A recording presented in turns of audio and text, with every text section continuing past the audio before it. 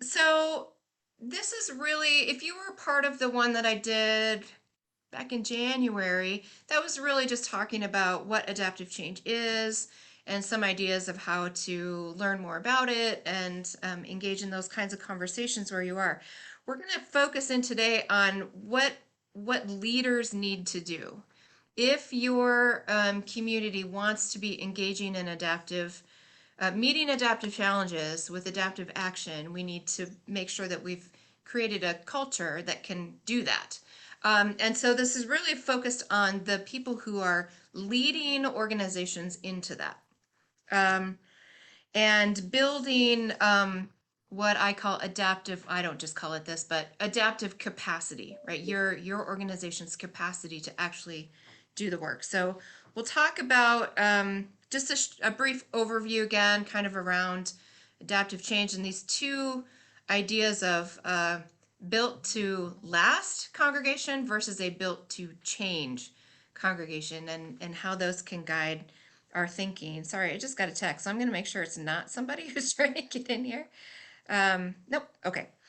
Um, and then I'm going to provide you with some tools that I have used in my own congregation, and you're going to get some practice time working with some of those things in breakout groups.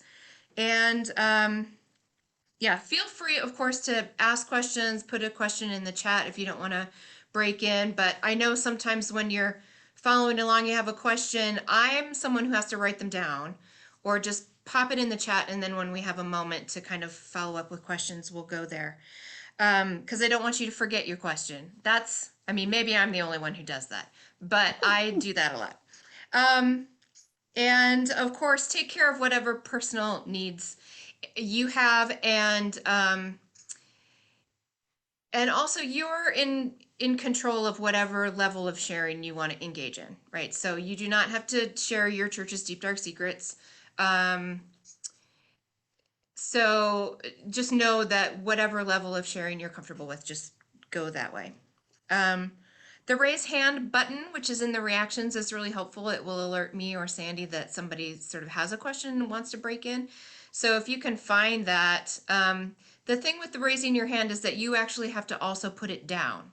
So Yeah. if you raise your hand, there's a little button that says raise hand, like you can see mine in the corner.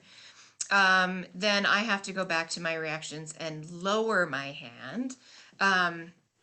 Or you can just wave wildly and one of us will notice, right? So whichever works. Um, Welcome. I want to invite you in just a moment of prayer as we begin. God of the past and of the future, we are gathered here today, those of us who care deeply about the church.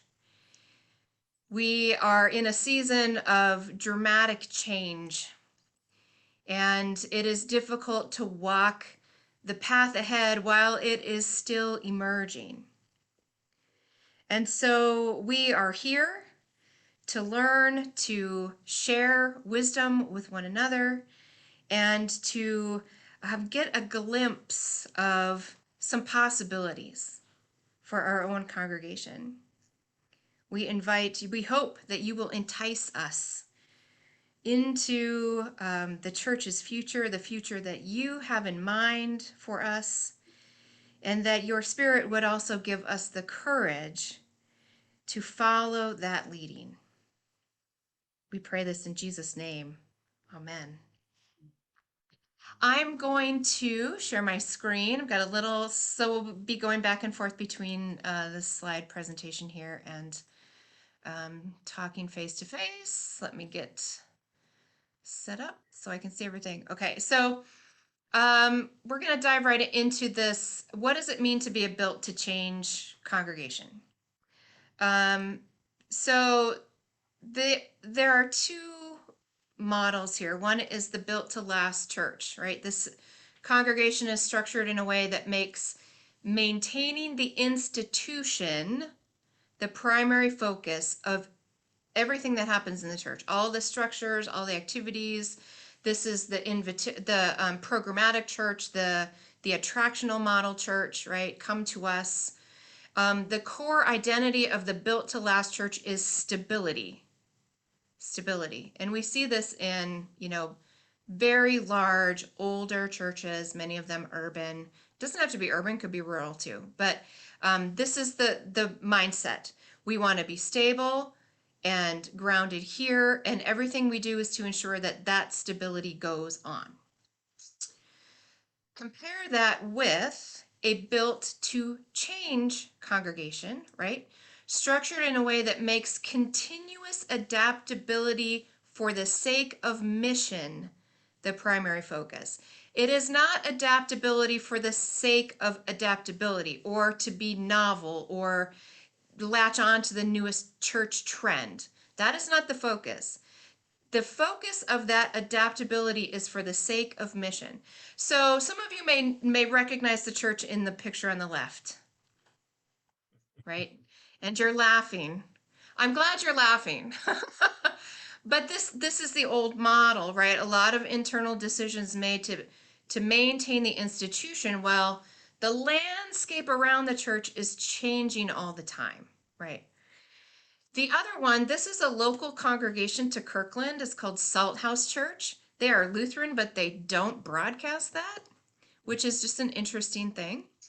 And if you look at their sanctuary, it is an old church edifice. It's the old Trinity Lutheran Church in Kirkland. And they remodeled, but you still get the old boat, right? You've got some history there. You've got the boat roof. But everything in that room can be moved, right? So their sense of adaptability is even built into the physical structure. They have, which you can't see to the far right, is they have two like garage doors that go up, right? So they've got a very permeable boundary between what's happening in there in a physical way, between what's happening inside there, what's happening outside. Their grounds, they had a significant amount of property, has been sold very inexpensively to the city, which has partnered with Catholic Community Services and other agencies and built the only women and children's overnight shelter in Kirkland. And so they've given up some of their property, right, for the sake of mission, right? And everything in there, like I said, moves and can be used in multiple different ways. So those are two sort of visualizations of what I'm talking about. Okay, so why does this matter? Well, some of you may have heard this acronym VUCA, V-U-C-A, VUCA, that we live in a VUCA time. What does that mean? It means volatility, that's the V, that changes are occurring at a much more rapid pace than they used to. And it is very difficult to keep up with analyzing the changes and evaluating them and trying to stay on top of what is happening in the landscape, even just the religious landscape. It is an uncertain time, right? We're not able to predict what is going to happen, and so prioritizing things becomes a challenge, right? It has a complexity that we haven't seen before, right? The number of factors that determine the development process are increasing significantly. So you think of where all of your data information is coming from. Even when I began seminary, when I did my doctoral work, like it was all books at the beginning, books, and now it's online, and we meet online, and our classes online, and learning all of these new like online resourcing things at the library that I've never heard of. So there's a significant difference even in those 15 years of how we go about learning. So take that into account in the church and social services and all of that, right? So very complex. And it is an ambiguous time, right? So information is difficult to determine precisely, right? If you look at some data, it's difficult to know precisely what's happening. The idea of black and white, either or, any kind of binary is really difficult, right? Past experience, here's a big one for the church. past experience is not applicable to explain new processes and events. So I'm sure you've never been in a meeting where this was said, but I have. We've always done it this way. Or when I was leading Sunday school 30 years ago, we did this. That will not work now. So and it's not to say that was bad or that it's not a good idea. Part of what we have to do as church in this process is honor what was good and best about the past, but we can't just lift it out of 1980 and put it in 2021 or 2022 and think it's going to have the same effect.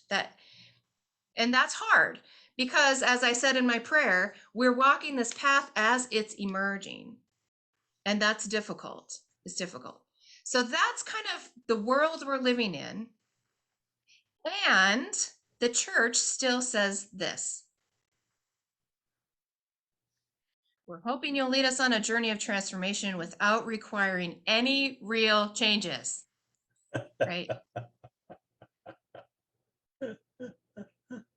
I think this person here is the pastor with his eyes bugging out, like, oh dear. So yeah, so that's kind of where we are. And even for myself, right? I'm 50, I have two kids who are in middle school, and I think about my middle school experience in the church, and I love it and I cherish it, and it was wonderful, and they are having a completely different experience. Right? And that's okay. That's okay. But I can't be overly sentimental about, oh, I wish our middle school kids did this, because it just wouldn't work, right? And we know those generational changes. I'm not going to go into generational change, but if you didn't attend Amy LaCroix's Saturday with Ham, not John Hamm, he's an actor. Who am I thinking of? Dick Ham. Dick Ham, thank you. He lays out a lot of these generational realities that is so important to know about in the church as we're sort of walking into this future. So here is a very recent poll. This is just an example.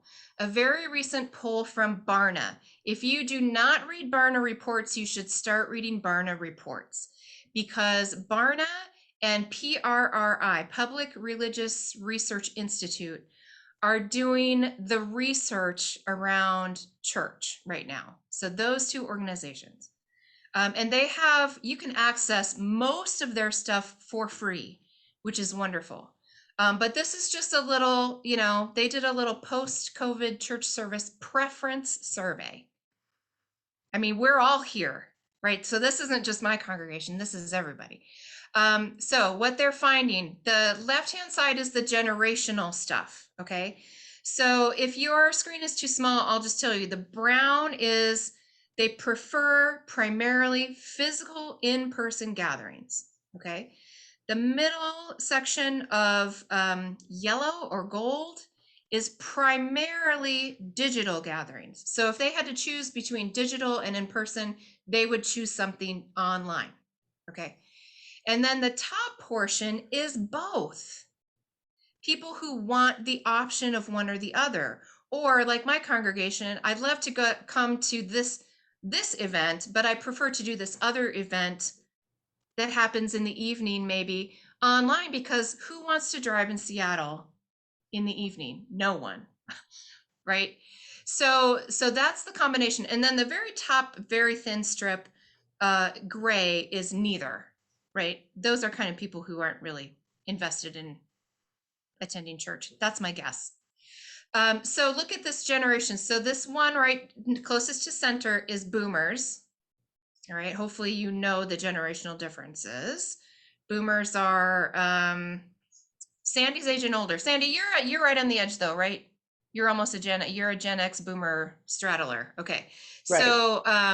So folks who are older prefer, 70% or more prefer to be in person. I'm going to skip the rest. I'm a Gen X. I'm right in the middle of Gen X, but go down to Gen Z. Those are my kids. 40% of them prefer in person.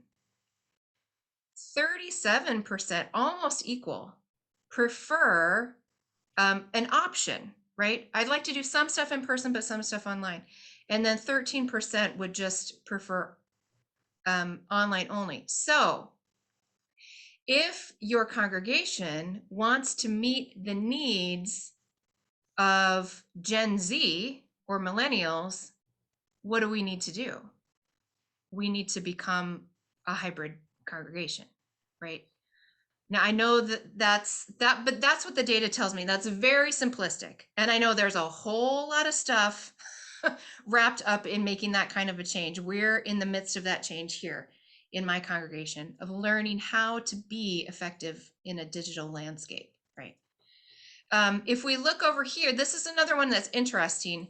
People who are parents and people who are not parents, right? So there's a difference there. People who are not parents prefer physical gatherings. People who are parents prefer a higher number of them prefer an option, right?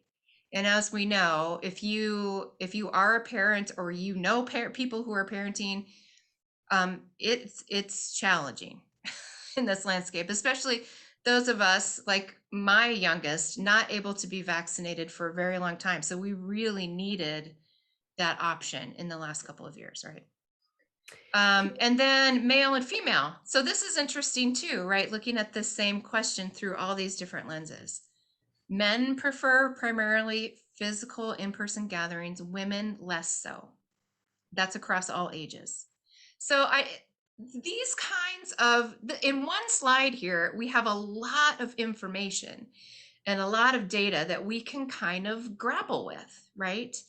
It doesn't mean we have to do anything differently, right? You may discern in your church that, we just don't have capacity for hybrid or whatever, and continue doing what you're doing. But this information at least is helpful in understanding the landscape, what I call the religious landscape that we're living in.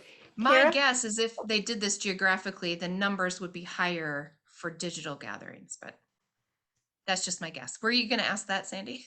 No, I was going to say Okay. Marvin has his hand up and Rosemary's asked us to repeat the references. I think she was talking about the Barna and the Oh, PR. yeah, we'll do. I'll just put those in the chat real quick. Marvin, what's your question? I just was putting it in the chat.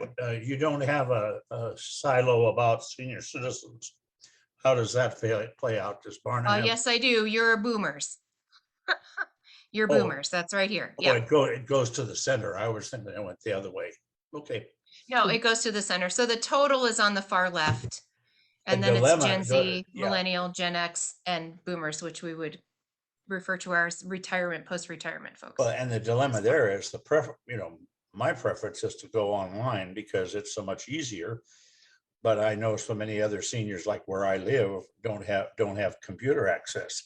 So there's a problem there in terms of desire and ease to go virtually, but most, a lot of seniors don't have the capability to do that. Right. And so here's the thing I want to say about data like this is it doesn't answer every question, right? So we can look at this data and then we have, if we're deep thinkers, then we have more questions after looking at this data, right? It's sort of, this is oversimplified. And then there's probably, there's a report that breaks this down even more. So the slide just gives you the data and then there's commentary typically about what isn't talked about in the slide or any kind of unique data points. Thank you. Yeah. So, but it gives you a snapshot of how over time, the landscape of how we do church and how we gather is shifting, right? It's not good or bad. It's just shifting. So we can't get too emotional about data. Those of you who've done any research know that. Kerry Newhoff is sort of a church consultant. He comes out of the evangelical tradition more, but he has a wonderful website where he engages in a lot of this, sort of unpacking some of this data. And he says, post-COVID, it's hard to go back to normal when normal is disappearing, right? Normal in a lot of ways is disappearing. What I grew up with in church is disappearing. Now, I have feelings about that. But that doesn't mean that it's bad. moving forward, the fact that it's changing. It just is. We have to get comfortable in the church just naming what is, right? Without being too emotional about it. Okay, next slide. So this is a very brief overview about the difference between technical challenges and adaptive challenges. So I covered this in the January one. If you weren't part of that, you can go back and watch it for, I don't know, ask your pastor. I think she was there. She has the access, right? So technical challenges, easy to identify, quick and easy solutions, requires a small amount of change within any kind of given boundary. So by that we mean this is a board decision, right? Easy decision, the board makes it, right? We don't have to have a whole congregational meeting about it or check in with every committee. The board can do it, right? It can be solved by an expert or an authority. We're going to talk about the difference between authority and leadership in just a second. And solutions can be implemented quickly, right? This is the broken leaky pipe, okay? We know we have a broken leaky pipe. We know how to fix it, or we know who to call to fix it, right? The board can just decide, or your facilities group can just decide, and then you do it, right? That's a technical challenge and a technical fix. Now, it may take a while to get the money to do it, right? So there might be a time element somewhere, but that doesn't mean you don't know how to fix it, right? How to take care of the challenge. On the other hand, adaptive challenges are difficult to identify and easy to deny, okay? It requires changes in values, beliefs, and the way we do things. It requires changes across multiple boundaries, right? So this is a change. If we're going to make a significant change, it's going to affect the board, the elders, the Sunday school, the facilities, the whatever, okay? And it has to be solved by the people with the problem. So if it's a congregational level problem, the congregation has to fix it.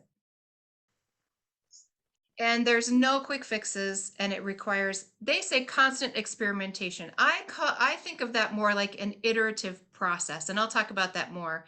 Identify, try something, did it work? Nope. Identify what went wrong, try something else, right? It's this circle of trying things and evaluating across maybe multiple containers in your congregation, so multiple boards or stakeholders, that kinds of things. Okay, that's super quick. And if you want a resource that really breaks this down, if you want a book, it is, I'm looking for it. Hang on a second. Sorry, I don't like to walk away. It is this. Leadership on the Line by Heifetz and Linsky. You can also go to the Harvard Business School. There's a lot of articles by Heifetz and Linsky. Those are the two names you want, though. You can see I use this all the time still. I've had this book for many years. Leadership on the Line. It really breaks down and has examples, which I always like to read examples, right? Real life examples of technical challenges and adaptive challenges. So if you want a resource, I'm sure you can find that in your library, Leadership on the Line. Okay. So that's a quick overview. Now, sorry, I clicked on too many things there. Authority is not equal to leadership. Okay. So as a pastor, I have a certain amount of authority within my congregation. The board moderator has a certain kind of authority. The board moderator can make some decisions, right? Sets the agenda for the meetings. There's some power inherent in just having that role. Just because you have an authoritative role in the organization doesn't mean you're a good leader. And you may have experienced this, right? Leadership is more of, here, let me go to the next slide. So, nope, I don't want to go there yet. So let me give you a quick, you're going to hear this about leadership in several ways. So leadership is the practice of building capacity to make change and to thrive. That's my definition. That's what leadership is the ability to build more adaptive capacity. And the key with adaptive leadership is that it can come from anywhere. You may have a member of your youth group that has a phenomenal insight and idea. And we need to have in place in our congregation ways that that that young person can get that idea to the people who have authority. Does that make sense? Mhm. So leadership really can come from anywhere. So keep that in mind. Okay, we're going to go into a breakout group. I don't know if we have picked up any people along the way. Looks like not. So you probably don't need to do the introduce yourself part, but I want you to briefly name one adaptive challenge that your organization has faced over the last couple of years or is currently facing.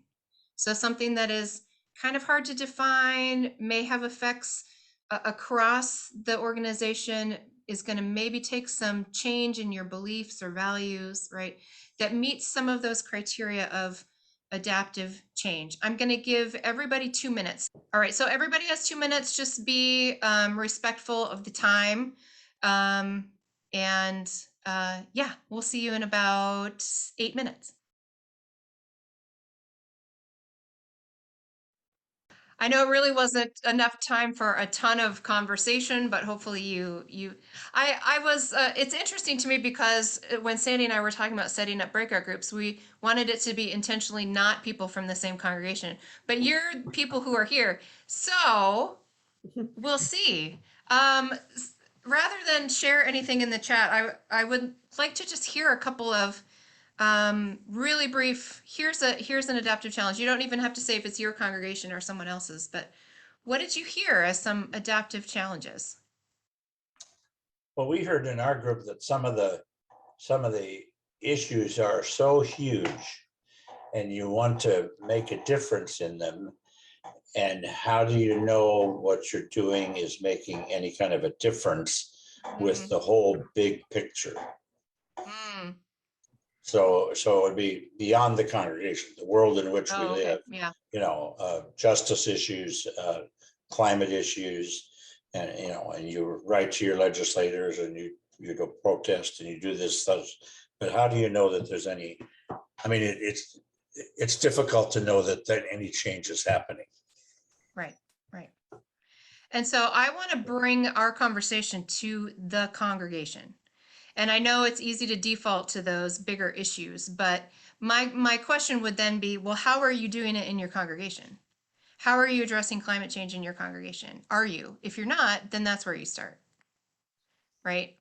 And to be and that's going to get into an adaptive challenge because we did that here when soon after I got here, we decided we were going to become a Green Chalice certified congregation. And we had to change some things, right? So now we have noodles as stir sticks, right? Because they're compostable. And we changed, we had to do a lot of education around the now 3 different garbage cans we have. And some people didn't like it, right? And that's not a huge adaptive change, but if you want to make a difference with climate change, then the adaptive challenge in your congregation is move your congregation towards that. Do the education, do the cultural shift. That kind of work, and then you'll see it in your own congregation, right? You'll see the difference that it makes in some way. So yeah, so rather than thinking about all the adaptive challenges out there, I want us to think about the adaptive challenges within our own congregation. Sarah, one of the Yeah. things that I heard was that we talked mostly about adaptations with COVID and the challenges that presented, and it seems like the thing as a whole was a big adaptive challenge, but a lot of the solution is little technical challenges. Yes. Yes, like getting a church Zoom account and having people figure out how to be Zoom hosts. Right. Or Sharon was talking about in her church that while a lot of things were happening online, there were people, particularly with disabilities, who couldn't participate in an online conversation, and so now they're having a conference call to be Right. keeping in touch with people. So Right. there's, Right. yeah, so there's a lot of little pieces, and the adaptive challenge is to say, this is what we need to do. Let's go in that direction and let's make those changes. Right. Right. Yeah, that's exactly right, Jennifer. And within a large adaptive challenge, there can be, and there usually are, smaller technical fixes along the way. Right. Getting the account, getting the equipment. Right. We know how to do that. Although we had to do a fair amount of education around what kind of uh, equipment to get installed. But yeah, it affects not only how we do worship or how we do a class, right? It affects just the culture of how do we maintain community with people online? How do we welcome new people? Right? One of the questions that keeps sticking in my mind as we move into being a hybrid church, not just having hybrid worship, but being a hybrid church, is how do we welcome? Could we have a board member who's never physically been in our church? Right? That is a cultural shift. That shifts how we think about what it means to be a board, how we do our board work, right? But if we're going to have an exclusively online community, we certainly should have a representative from that community, right? So those are kind of the bigger cultural things that happen across boundaries. So you've got some decisions made by the board. Elders are eldering differently, right? My pastoral care team is doing pastoral care differently. We can't, until very recently, couldn't go into any retirement facilities or hospitals or any of that. So how do we do pastoral care? What does that look like? And so there's a lot of technical pieces along the way, but it really is a much larger issue, right? So that's how we know it's adaptive, when it touches into several areas across boundaries, and it's inviting us to learn something new. It's inviting us to change a value that we hold. Um, so that's a really good one, and we've all kind of been through it. Now, some churches, some congregations have decided not to engage that way and kind of kept doing things the way they always did. So, for example, we have the parent of one of our active participants who lives in Texas, and when they have visited, they've come to church here, so they know us a bit. And their church is a small, sort of rural church, and when they decided to do online worship, they just put a camera in the back of the church, and that was it. So that's a technical fix, right? We want people to be able to see it online, but nothing else really changed. And so that was not a satisfying worship experience for them. And so they started coming to ours online, which we've taken great care in learning how to do it well, right? Of making those changes, and some of them changing the order of worship, right? Making things a little shorter, that kind of stuff. They have found it to be a more satisfying worship experience. Now, when their church goes completely back to in person, they'll probably just go back there, which is fine. But they weren't, their congregation wasn't willing, able to move into kind of doing something a different way. So they just applied a technical fix to an adaptive problem, which never works well. Right. I'm going to share my screen again. All right, we did that. Marvelous. Okay, so I'm going to talk a little bit about adaptive capacity. So I'm a very visual learner, so I like to use visuals. So adaptive capacity is all the capacity across your whole organization that you have to meet an adaptive challenge, right? This touches into every area of church, how we do church. So we have this big well of adaptive capacity, or you have a tiny puddle of adaptive capacity. It depends on your organization, but hopefully you have a deep well of adaptive capacity, the ability to engage adaptive changes. So you bring all of that capacity to a particular challenge. Okay, it could be hybrid church. It could be becoming, I'm just going to use Green Chalice because we talked about it, becoming a Green Chalice congregation. Uh, Partnering with an organization outside of the church to do some kind of ministry thing, right? So you bring all of your capacity to that challenge. So your assets, your human resources, your building, your education, your skills, all that, okay, to the challenge. And then you discern what an appropriate action would be, okay? So we're bringing our well of capacity to this particular challenge, and then we're picking something from our toolkit to apply to that challenge. Okay, we're going to do this action. We're going to study climate issues, right? That's one choice, one adaptive action.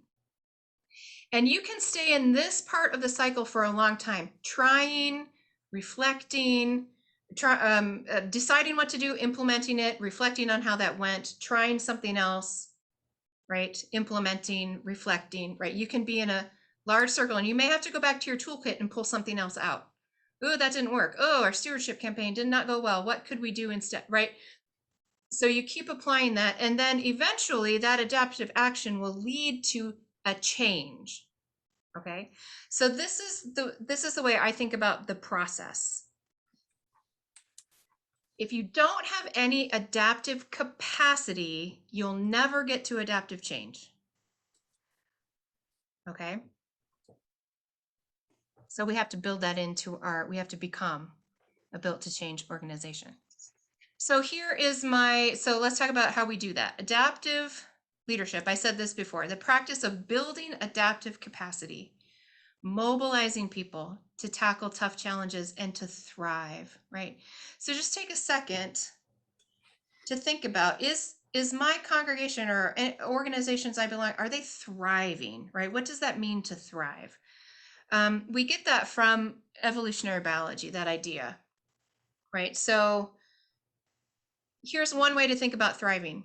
You're preserving your essential DNA, right? The church, here's what I think some people get afraid of in adaptive change is that, well, if we start doing that, then we won't be a church anymore, right? If we are true to what it means to be and do church, that's not going to go away. Our DNA at the core will remain the same, even if it's at round tables or in pews, right? The DNA, we're going to preserve that essential DNA. And disciples are good at this concept, right? In essentials, unity. In non-essentials, Liberty. liberty, right? This is built into disciples' DNA. And then as we grow, as we change, in order to thrive, we have to discard any part of our DNA that doesn't serve us anymore, okay? So if we think about this in the context of a living system, we think about, okay, now that I'm 50, there are some behaviors that do not serve me well health-wise anymore, right?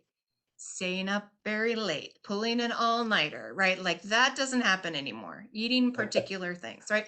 So there's parts of how I've always been and things I've done that don't serve me well. In order to thrive, I could still do those things if I wanted to, but that wouldn't lead to thriving.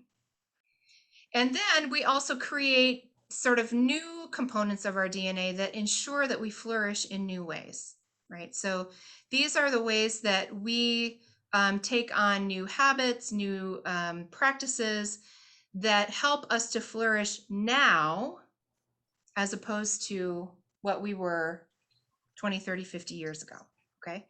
So those changes lead to thriving. So we've got to let go of some, we've got to embrace some new things, but the core DNA of what it means to be church are still there, okay? So adaptive leadership, if we're going to enable thriving in our congregations, adaptive leadership is about making changes that enable that capacity to thrive. And that may mean, right, discarding some DNA, letting go of that thing we've always done, which is not leading to thriving anymore. Okay.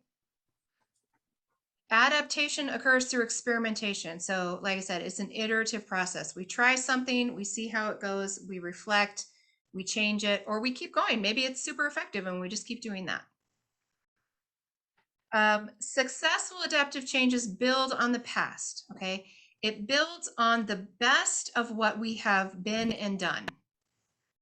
So some of the things that your congregation has always cared about, then we build on those things. So we went through a process a couple of years ago here, 3 years ago now, of a listing in our board meeting, listing every organization outside of this church that we participate in, support financially, that we have connections with, or we have partnered in mission with before. Like we just got a few big giant post-it things and listed them all.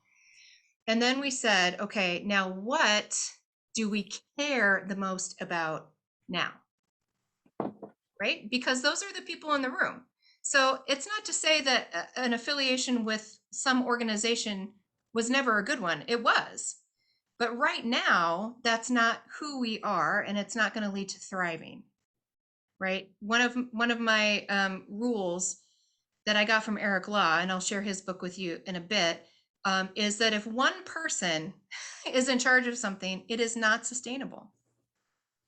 It's not sustainable.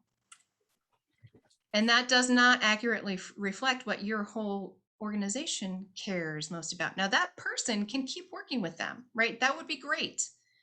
Stay committed to your organization. But as a community, we have to be more precise, more targeted in our stewarding of whatever resources we have, right? Okay.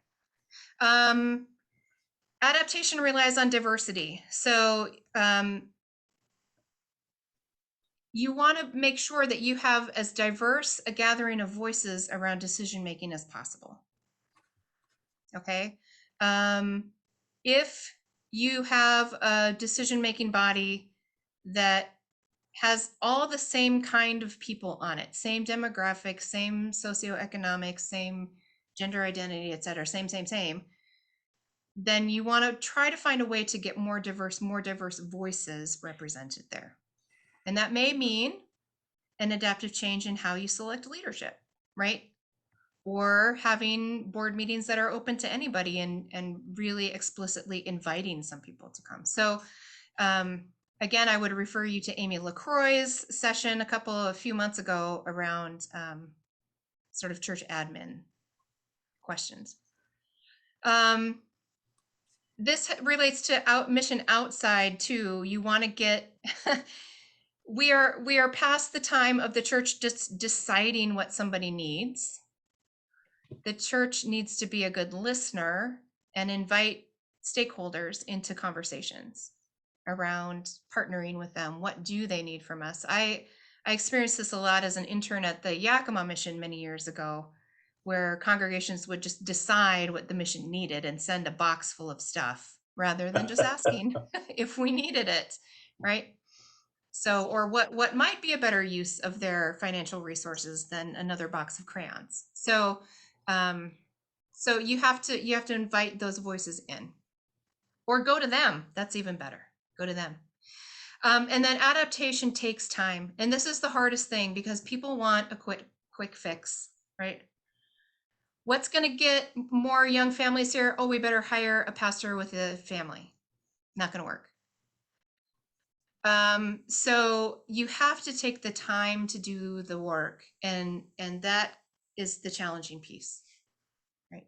Because some people just they get tired, the process is taking too long, there's not enough action kind of right up front, right? But adaptation does take time. If we think of that from an evolutionary biology perspective, it takes a really long time, right? Okay. Any thoughts or questions or pushback about that? Yeah, Marvin.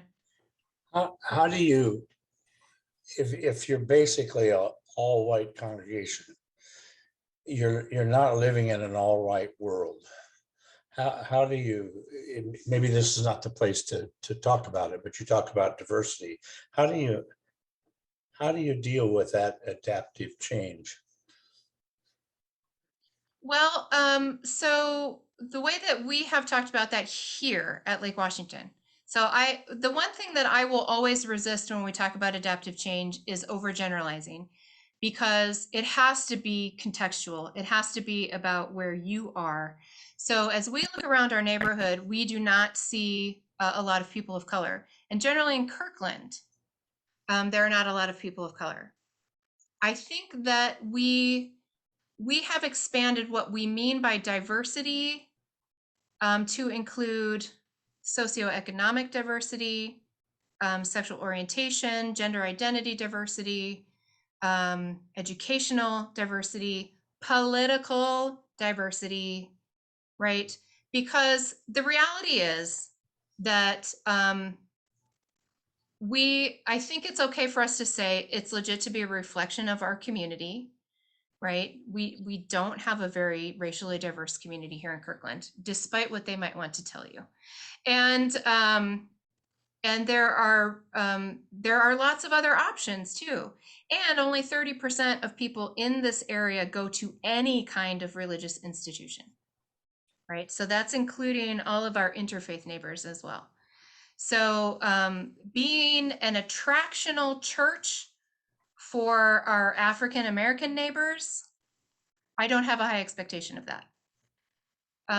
But for us to be a church where one of our commitments is to be fragrance free. So people who have real like medical issues around fragrance, we have attracted some people like that because they don't have another community that's making that kind of commitment, right? So think of diversity, age diversity, right? So just think of diversity in a much broader sense, and think about what's realistic, right? I wouldn't expect a Black family to come here and stay long term necessarily, right? Because they would look around and not see other Black families. So I think that as a white congregation, that's putting too much expectation on people to come and be our diversity, right? I don't think that's fair. So think of diversity in a much larger sense. There's a lot of ways to be diverse. I don't know if that answers your question, Yeah, but that's how we think about it here. Thank you. Mm-hmm. Any other thoughts or questions?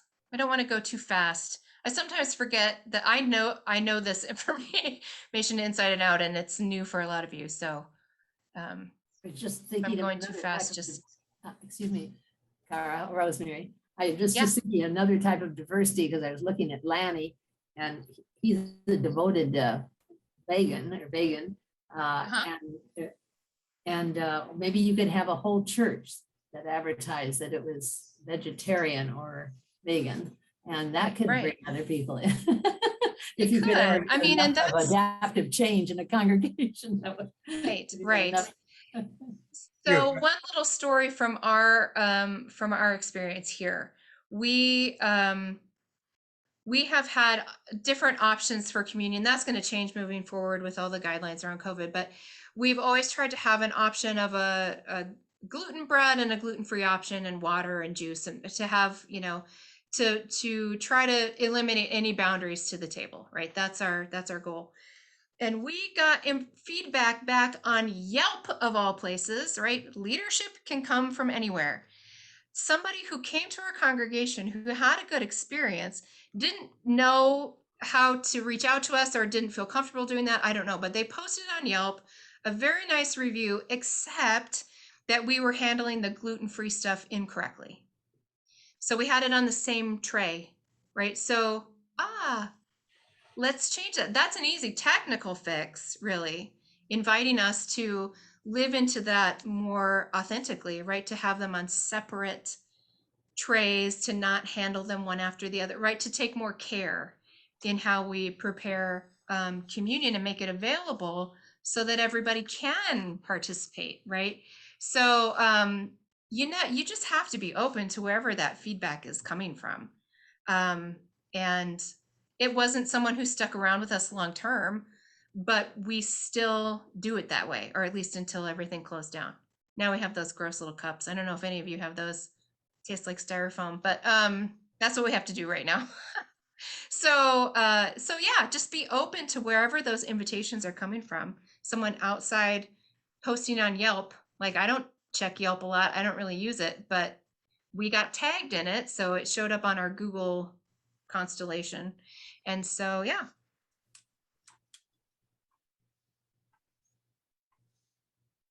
All right. Anything else? We're gonna move on. Okay. Okay. Actually, should we take a break? Lenny had a question. No, I Oh, was just going yeah. to make a comment that Oh, go ahead. about, since my name came up as a vegan, or which I'm actually a mostly vegan, but I think the whole question of whether we're involved in and addressing the question of climate change cannot avoid the fact that about a third of the climate change problem is agricultural, which gets down to food. And we don't discuss that, and that I wish that our church could be much more engaged in helping our own members understand what food means in terms of a lot of stuff, that poverty and also climate change. It Sure. Yeah. just comes Yeah. together. Anyway, Yeah. So that might be an invitation that your congregation might live into Yeah. after this, to gather people who care about that, have some conversation, and then make some choices Mhm. around how you might want to address that within your organization. So yeah, it's a great idea. Let's take 5 minutes and let you stretch and refill your coffee or whatever you're gonna do, and we'll be back here in just a minute. 5 minutes, sorry, not a minute. Great. Okay. Thank you. So we're going to engage in what is one of the most important skills an adaptive leader has, which is diagnosing adaptive challenges. Now, I will say that one of the ways that I think about this is paying attention to the threads or where energy seems to be flowing. That's how I think about it in my own congregation. So, for example, this is not an adaptive change, but I'm going to give you an example. We a few years ago we started doing this wine to share, water for all event, which is a wine tasting which raises money for a water project through Week of Compassion. And the way we got there was my first or second Christmas here, I got 5 bottles of wine from my congregation. Now you can think whatever you want to about that, but I like wine, they like wine, we like wine. So what I found out after that is not only that the congregation enjoys wine and learning about wine and all that, but one of our members worked in a tasting room over in Woodinville, retired principal who decided that's what he wanted to do. And so he was doing that for fun. And our secretary's daughter is actually a vintner for a winery. And it was in central Washington. She's moved to California since, but so I thought, and then I stumbled purely by luck and accident on this thing that Week of Compassion had put out there. And I thought, let's just pay attention to these threads kind of coming together and just say, I found this on the Week of Compassion website. What do you all, and targeted who I sent it to, right? What do you think about this? Now, that didn't require a change within our organization, but that's an example of just kind of paying attention. Information may come to you as a leader from all different kind of places, and you just have time to go, I wonder if that's anything, right? And so start, testing the waters. This happens around, for us, a significant adaptive change, which was changing our affirmation of faith a few years ago, after hearing some feedback from people who were visitors, people who'd been here a long time, people like, where did this come? Why are we using this? Here's how it feels. And I thought, okay, well, this is not my decision to make. So I took it to the elders, and over the course of about 6 months, we ended up writing our own. But it was paying attention to information coming from different places, right? So it's not just leadership can come from anywhere, but information that might be inviting you into a significant change may come from different places. You have to build into, or let your pastor build into their time to reflect on those things, right? To notice. And we talk about that too. Well, I'll talk about that later. So diagnosis. So what I'm going to do, I've put two scenarios in the chat. And let's see, who's in Marvin's group? Marvin's group. You're going to go back to the same groups, right? Or are they going to be different? Same groups. Same groups, and it's Virginia, Lanny, and Marvin. Okay. So Marvin's group will take congregation 1. Just read through that. And then what are all of the potential adaptive challenges for that congregation? And then the other group, which would include Sharon, right? Sharon's group. You're going to do, it's listed as congregation 4. I had like 5 of these scenarios. So I just picked 2. So you're Okay. going to do congregation 4 and talk about what are all the potential adaptive challenges. There may be some technical things that you can address too, but I want you to think about what's going to invite them into change across boundaries, change that might be hard to diagnose, that's going to make them have to learn something or change values or beliefs. Okay. So I'm going to give you 15 minutes actually to engage in this. So read through the scenario a couple of times. We're not sure you're going to be able to see those in the breakout group. So if somebody has the ability to kind of copy that and save it to a document or something really quickly, that might be helpful. I might be able to drop it in a message to your group, but I don't know how long those messages can be. So if somebody has the ability to just kind of cut and paste really quickly, or if you can remember, that's great too. But we're going to send you into those breakout groups again. So your task is to identify and diagnose what the potential adaptive challenges are. You don't have to solve the problems. Just identify what the potential challenges are for that congregation. Okay?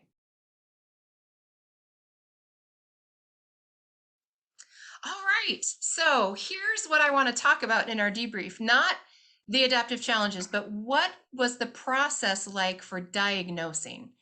How did you feel when you were engaging? What questions were you asking each other or yourself as you tried to diagnose what the adaptive challenges were?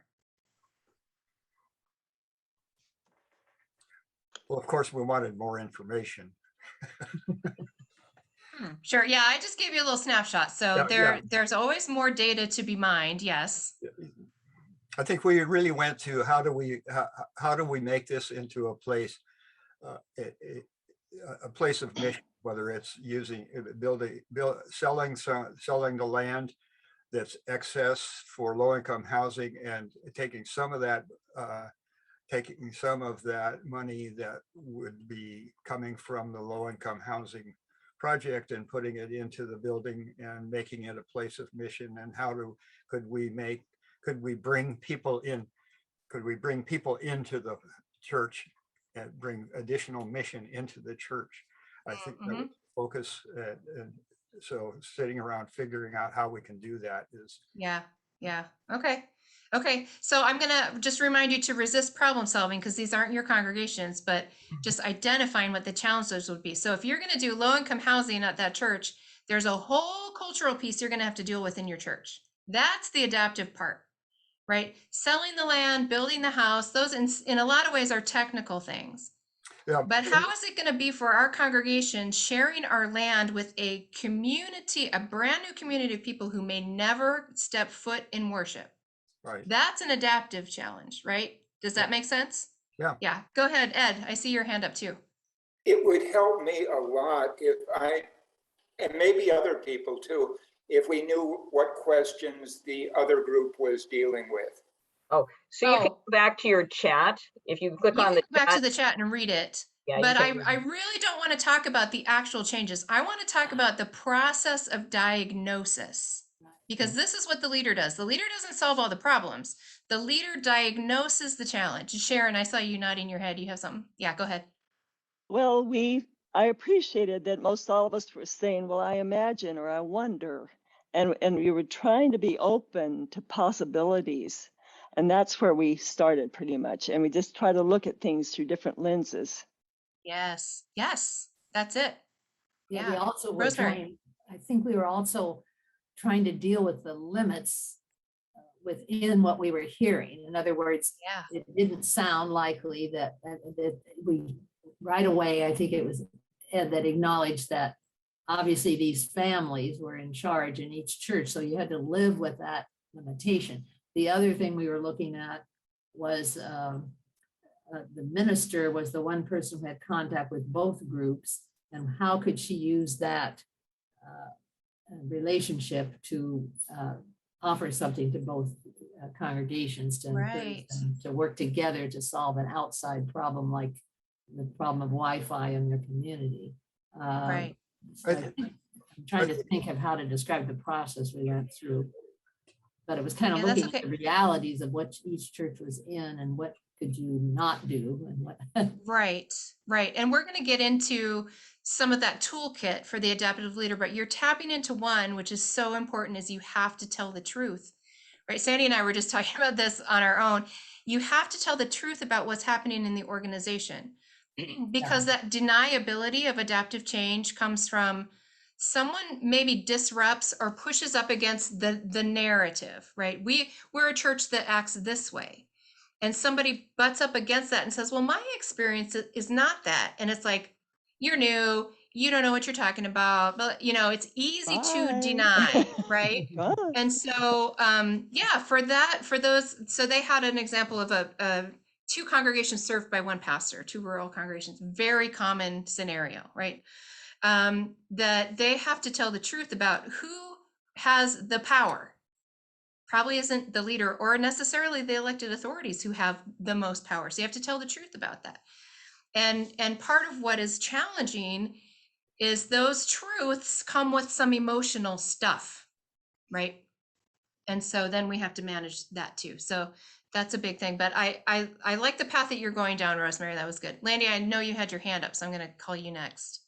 No, I was thinking that I started in talking about low-income housing. That's one of the things we would look at, but the main focus, I think, at least in my mind, we were talking about bringing mission into the church, and not necessarily Christian mission, but related organizations, and broadening the base of how do we broaden the base of our church? And there's a lot of, I had one example. Right. And partnering beyond church institutions, right? That's becoming more and more essential for us. We've learned even in the last 10 years that some of the, like, for example, our Thanksgiving food drive that was run by a particular religious organization here, they've stopped doing it that particular way because HopeLink, which is a big social service organization in Kirkland, does it better. Right. So let's let them do it better and we'll come alongside and fill in the gaps. Right. We can have a potato drive in our, right. They need potatoes. They don't have a source for potatoes. So we'll provide that, or whatever the thing is. Right. So of not feeling like our church has to do everything and do it the way we've always done it. It's that, hey, look over there, what amazing stuff they're doing. Maybe we can come alongside that. But that can create some adaptive change too, of people who have an emotional investment in how it used to be done, right? So you got to change some culture around that sometimes. Marvin. Well, in our situation, one of the hopeful things was that the church was already involved in a parking lot ministry. And so there was we saw there an openness about that. We also thought one of the possibilities would be, we've got 6 classrooms that need $300,000 worth of electrical help. What's the possibility of just demolishing those classrooms? And Right. we don't have as many children's classes anymore. Well, we didn't go into how that, except one person said, well, gee, we would really need to have a floor plan, and that was beginning to work the problem because we didn't know whether the classroom, blah, blah, blah, blah, blah. But that was a clue to us that this congregation was open to a need in the community. So maybe that could lead to Lead to selling the something else, property yeah. for tiny houses or whatever, you know. Right. And so they've already got a passionate about a particular thing. What Mhm. else can we do? Yeah. How can we utilize our resources to help meet that need in a different way? And I hope what you're experiencing is in some way, nobody said it yet, but is the impulse to go to fixing the problem, right?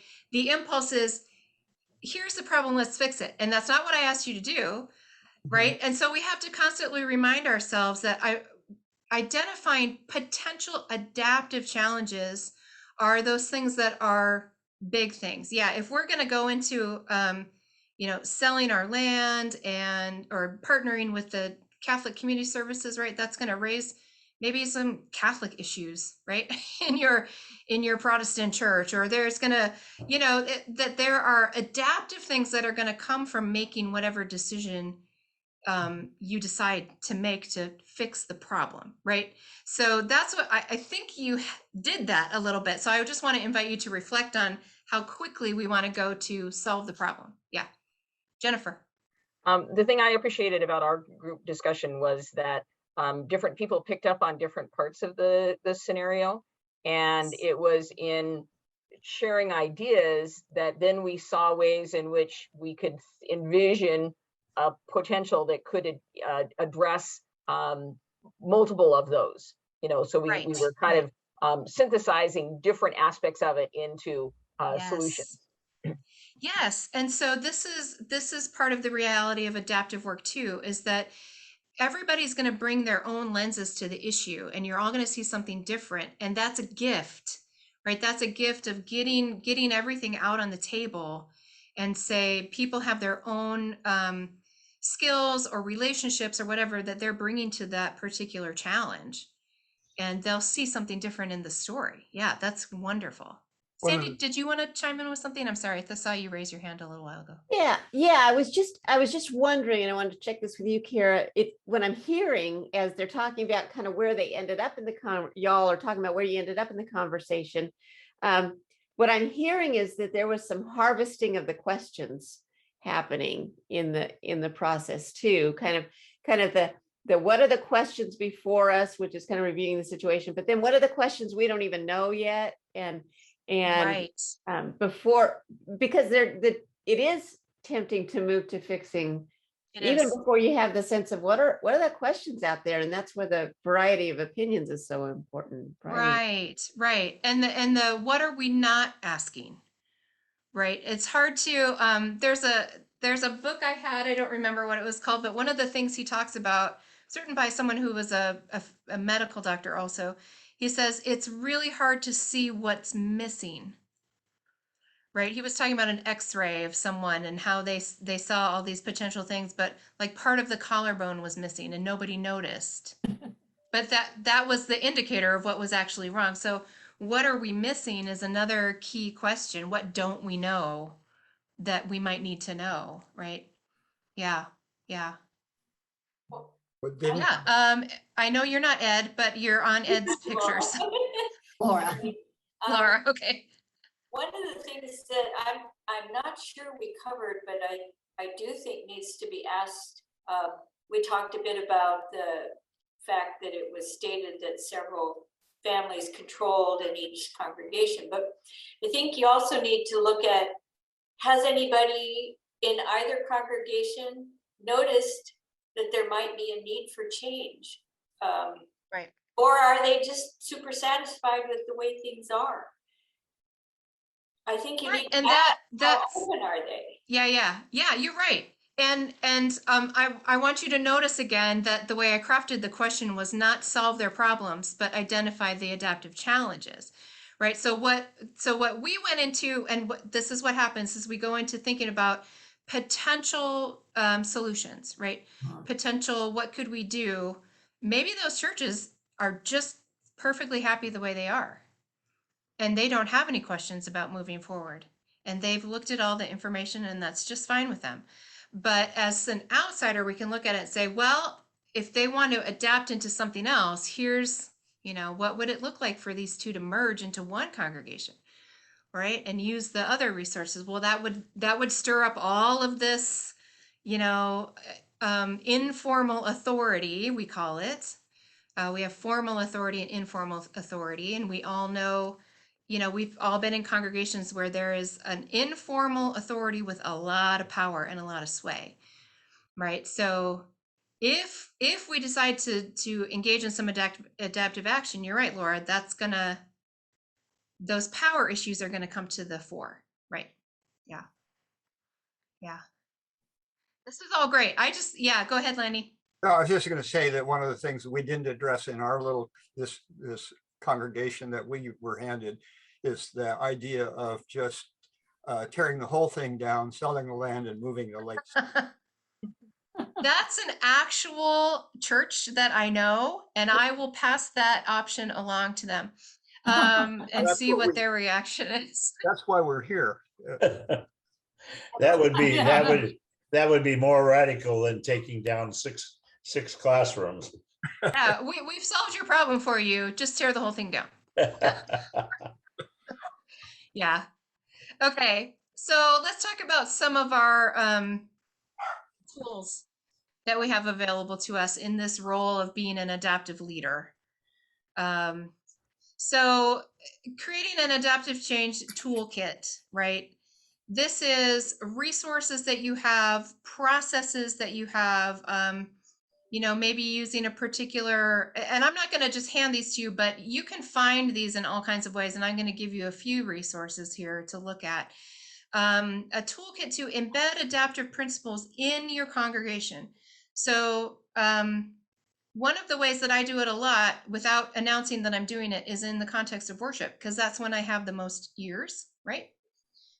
So we're going to look at some adaptive things you can do in worship, the way you structure your stewardship campaign. One of the books that I think is essential for congregations right now is How to Have a Meaningful Conversation.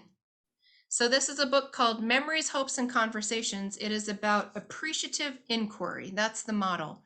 How do we do appreciative inquiry? That means appreciating what is the best about us and also recognizing invitations into change.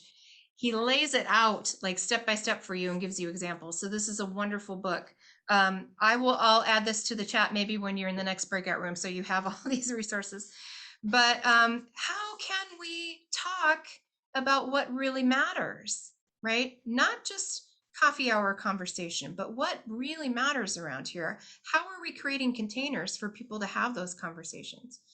It takes some care. You can't just break into groups on Sunday morning and drop a question in the middle and have really sort of targeted, meaningful feedback to work with. So this is a great book.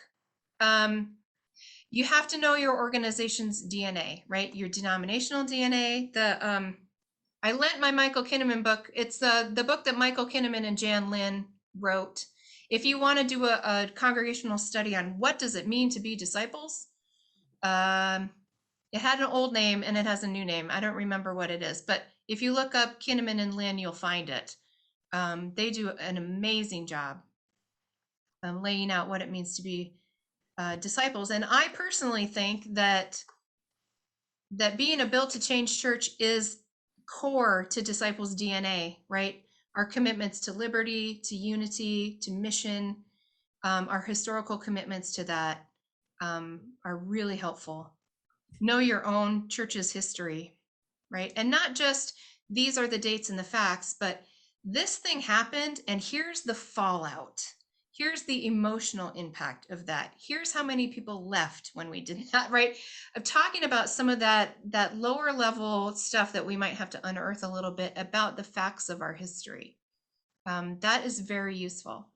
Personal stories are really helpful. We have a couple of people in the congregation I go to when I want to know a history of this place, right? So I heard this thing. Tell me what happened from 15 years ago or whatever it was, right? I'm super lucky because Marvin is one of our former interims. So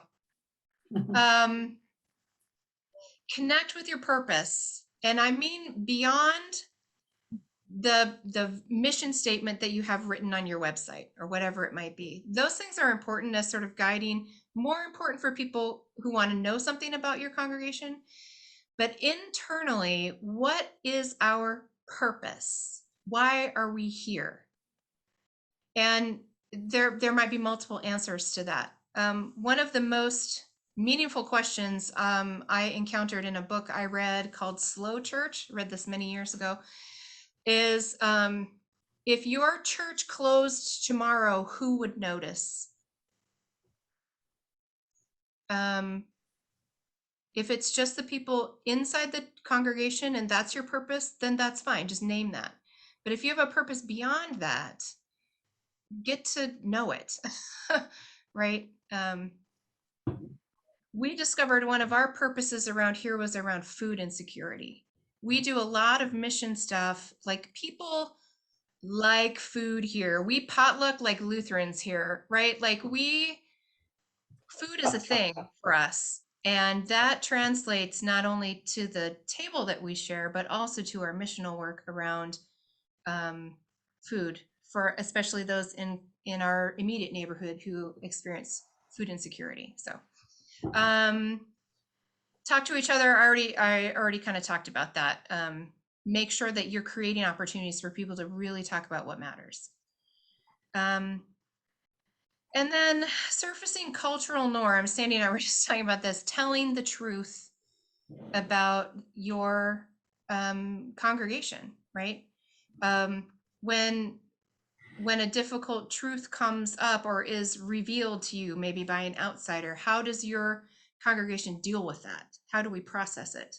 Do we have opportunities for people to tell the truth about their experience of our congregation, right? Good and bad. I'm not saying it needs to be a whole like guilt fest, right? Everybody air your grievances. It's like, tell the truth. This is something we're really good at that we don't talk about enough. Or like Laney said, we have 5 vegans in this congregation. Why aren't we talking about the connection between food and climate change, right? So tell the truth about those things. Sharon has her hand up. Oh, sorry, I can't see everybody's picture. So who had their hand up? Sharon. Sharon. Oh, Sharon, go ahead. Oh, there it is. It looked like it's part of your picture behind you. Sorry. I'm Go not ahead. sure that I was trying to get it up at one point and then I decided I wouldn't. Okay, so if it's, there we go. I wanted to talk, I mean, I wasn't quick enough, but when you said talk to each other, create opportunities for sharing, I really liked when I think it was Ed that mentioned that they have once a month a theology cafe where they just talk about interesting things and share. And that was seems so important to me. And that's just beautiful. Yeah. I mean, yeah. that's one of the places where when you get feeling trust, you can trust each other and share. And with questions, you don't all have to agree. You can agree to disagree. That's disciples, definitely. Right. Yeah. Yeah, and you can create all different, I call them containers because that's kind of an organizational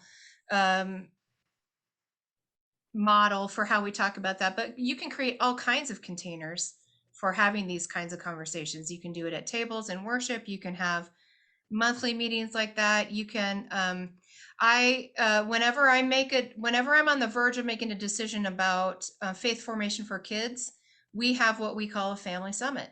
And we bring all the families and kids together so that we're all part of the decision making.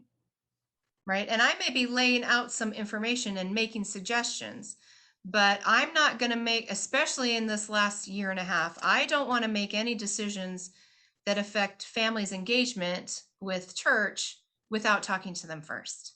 Right. So that's one of the containers we have. And it's not a regular thing. It's just like, hey, it's time to convene again. We need to talk about.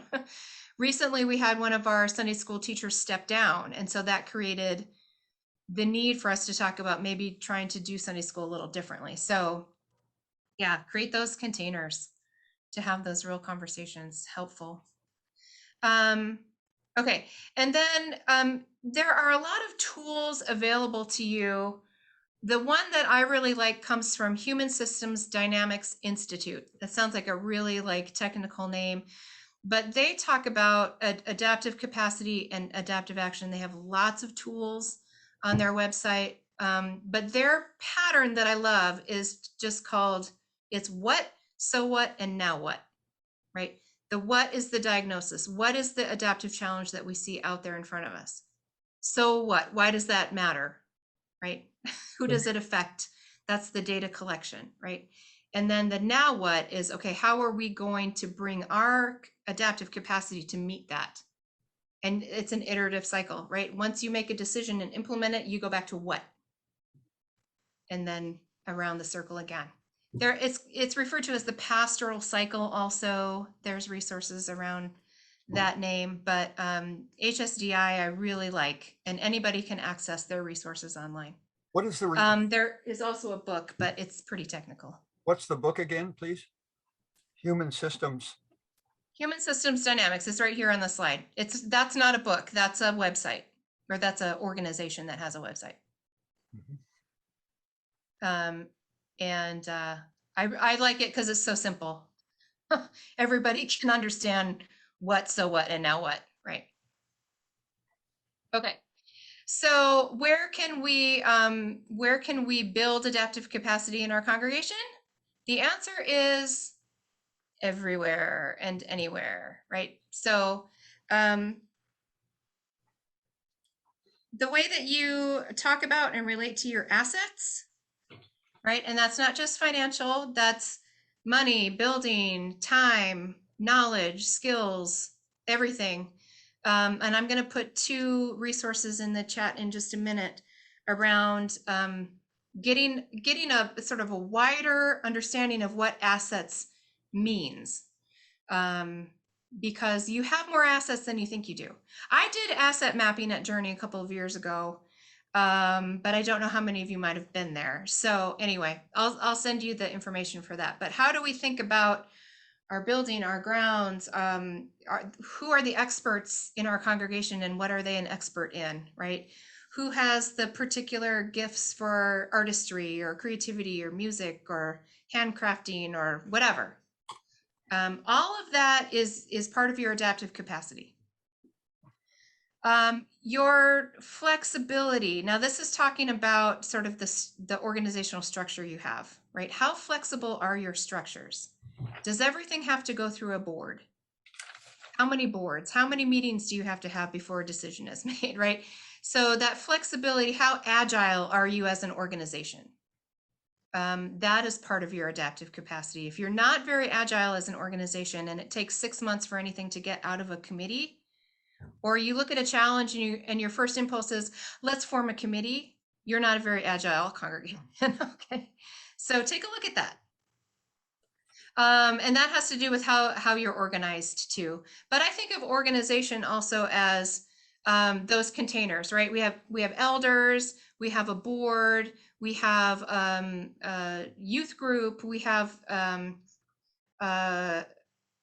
stewardship committee, right? We have all these containers. That's how we're organized.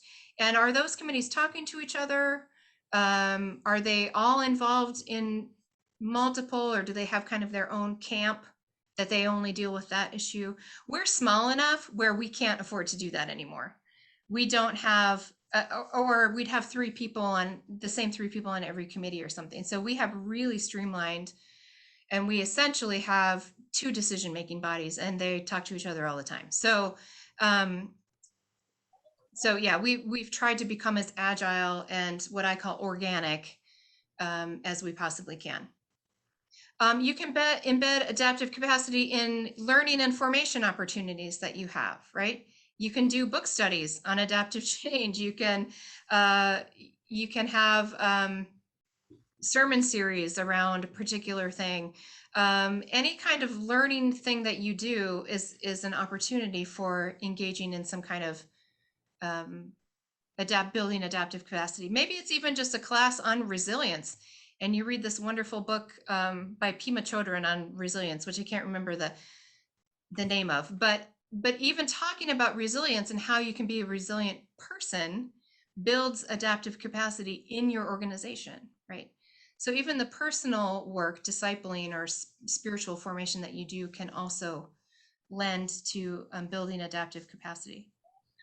And then agency is the last one. Do you, some of this has to do with helping people to identify their strengths, their skills, their own leadership capacity, doing spiritual gifts inventories with people in your congregation. I know when I've done, every time I do a spiritual gifts thing and offer it as a class, I have someone in their 70s who's like, I never knew this.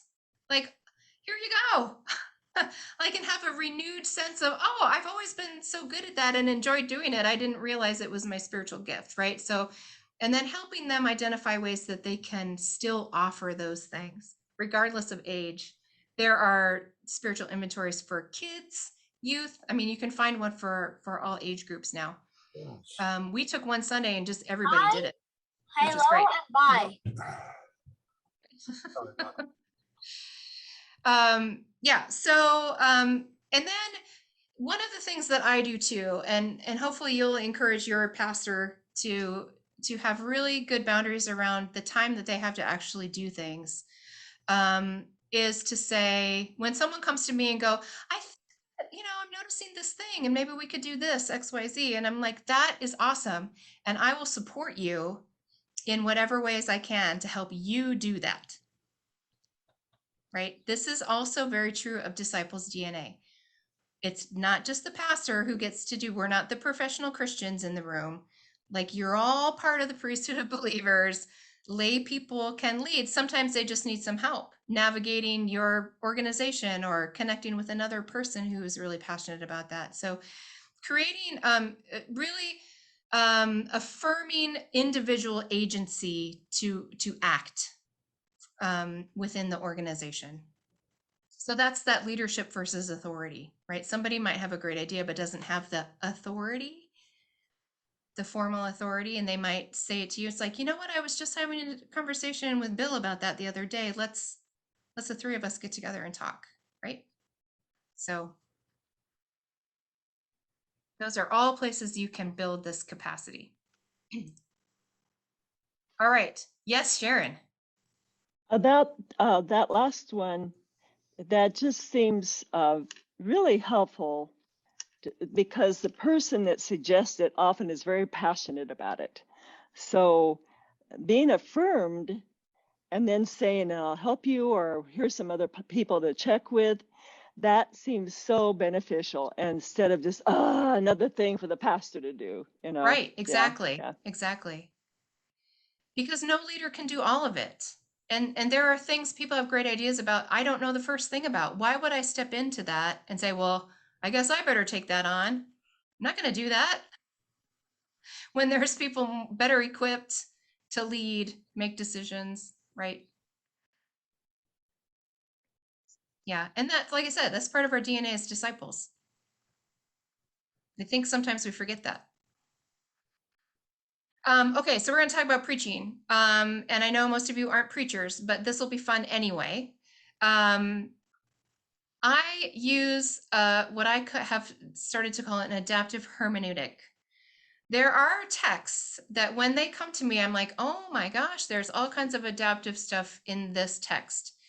And so I will preach a sermon that includes some of those ideas, right? So when I'm reading a text and it has some of these invitations in it, I feel like maybe I should go there. So invitations to cross boundaries, right? This is an adaptive skill. God or Spirit or Jesus doing something new. Sometimes it just comes right out and says it, right? Isaiah, behold, I'm doing a new thing. Can't you see it?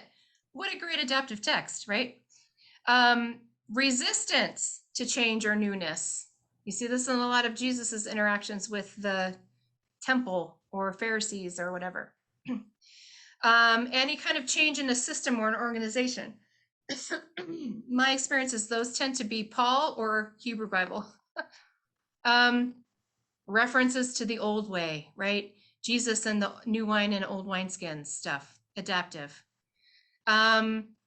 Diverse voices or unlikely leadership. In the Hebrew Bible, anytime a woman talks, right? Pay attention to those things. And then disrupting any kind of old narrative or some kind of binary. So you want to be paying attention to those things that have adaptive concepts kind of baked into the text. That might be an invitation to talk about what is adaptive about the story, and then what does that mean for us as church now, right? So I'm going to put you back in groups, and I'm going to drop a list of texts. We're just going to take about, I don't know how long it'll take you to find the text, but you might want to have a Bible handy, or somebody in your group have a Bible handy, because I didn't write out the text. I want you just to pick one and read it, and talk about what adaptive qualities does this have. You don't have to write a sermon. You don't even have to be very specific, right? Please don't, actually. But what kind of adaptive potential, if you put on your adaptive change lenses, what do you see in there? Okay. And there's a variety of text. So whatever you feel drawn to, or just say, hey, we're going to pick number 3 and go for it, whatever it is. Okay. So I'm going to stop my share so that I can access my paper that has all these texts on it. This is just a sampling, but these also show up in the lectionary. So that's part of why I selected these. There are some in the Bible that never show up in the lectionary if your church uses the lectionary, but so there is a list of text. Does everybody see that? And I was going to assign these to groups when I thought more people would be here. So that's why it's structured that way. But Exodus, John, 1 Corinthians, 1 Samuel, Matthew, or Isaiah. So once you get into your group, just pick one, go for it. We're going to give you like 12 to 15. So you're just looking for it, read it once or twice, and then see, gosh, I see this binary being disrupted, or I see this call into newness, or breaking with the old, whatever those adaptive kind of qualities you see. Bring those back with you, okay?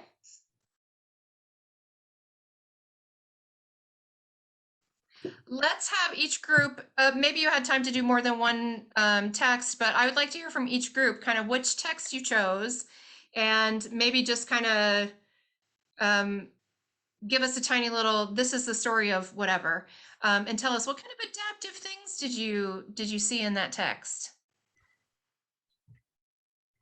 Well, I can go ahead and start. One Great, of the thanks. ones we talked about was the Matthew passage, which is that starts out, you have heard it was said, an eye for an eye and a tooth for a tooth. And we talked about that's an obvious point at which Jesus is saying, that was the old way to do it. Here's a new way to do it. So it's clearly pointing towards a change. But we also talked about how challenging it is to carry out that adaptive change in your own life. Well, it might make sense in the moment when Jesus says you should love your enemies as well as your friends. In a week, you're probably going to be back to hating those enemies, and it takes a real effort to actually carry out that change in the long term. Right. Yeah, that's great. What else? Yeah, Sharon. I brought up the 1 Corinthians about the fruits of the Spirit, and those certainly give you different ways of looking at the world and require a lot of change too. So yeah, that would be a good one. Yeah, and one of the things I love about that is the verse that says the Spirit gives gifts wherever she wants. Right? And so it really challenges that certain people do certain things, and you have to be particularly identified, that leadership can come from anywhere, kind of posture of openness. Yeah. Good point. Yeah. Good point. Other ideas. And we talked about a little bit about that one, and how the importance of listening as well as affirming. Yeah. We talked about sending that Corinthians passage to the Seattle Police Department. So, I mean, the extremes. Important. So. Moderating the extremes. Yeah. Yeah. Any other ideas or thoughts?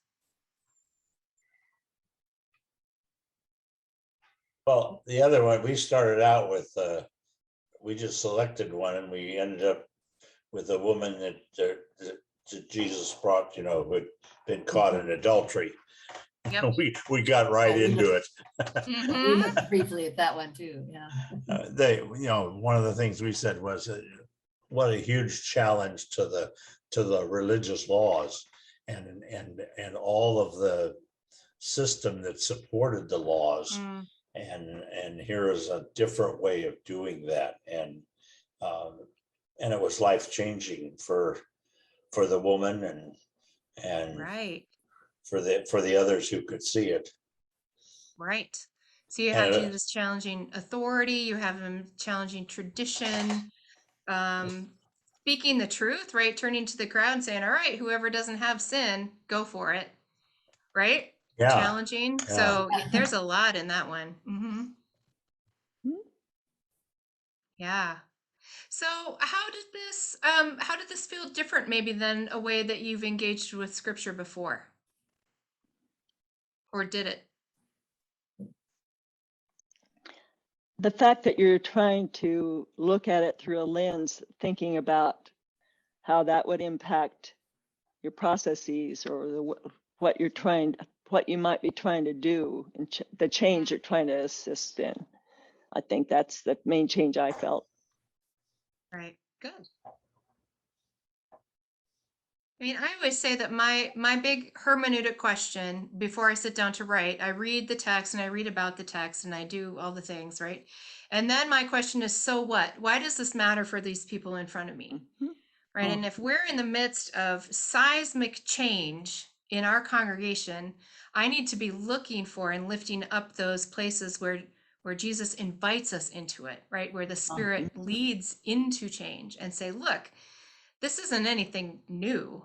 I mean, it's new in the fact that we haven't had to negotiate Zoom, right? Jesus didn't have to do Zoom, but there are some ideas, right, that are embedded in some of those scriptures around breaking the narrative and breaking binaries and moving into newness and what you've heard it said, but I say, right? And then also challenging our own reactions to, boy, if somebody stood up in the congregational meeting and said, well, you've always done it like that, but here's what I think we should do. How would we feel in the moment might connect us more closely with how the Pharisees felt, it's sort of, yeah, Jennifer. So probably the first sermon that I actually have a definitive recollection of was back in the 60s when there was the whole controversy about whether or not people could be members of the Disciples Church if they had been only baptized as infants.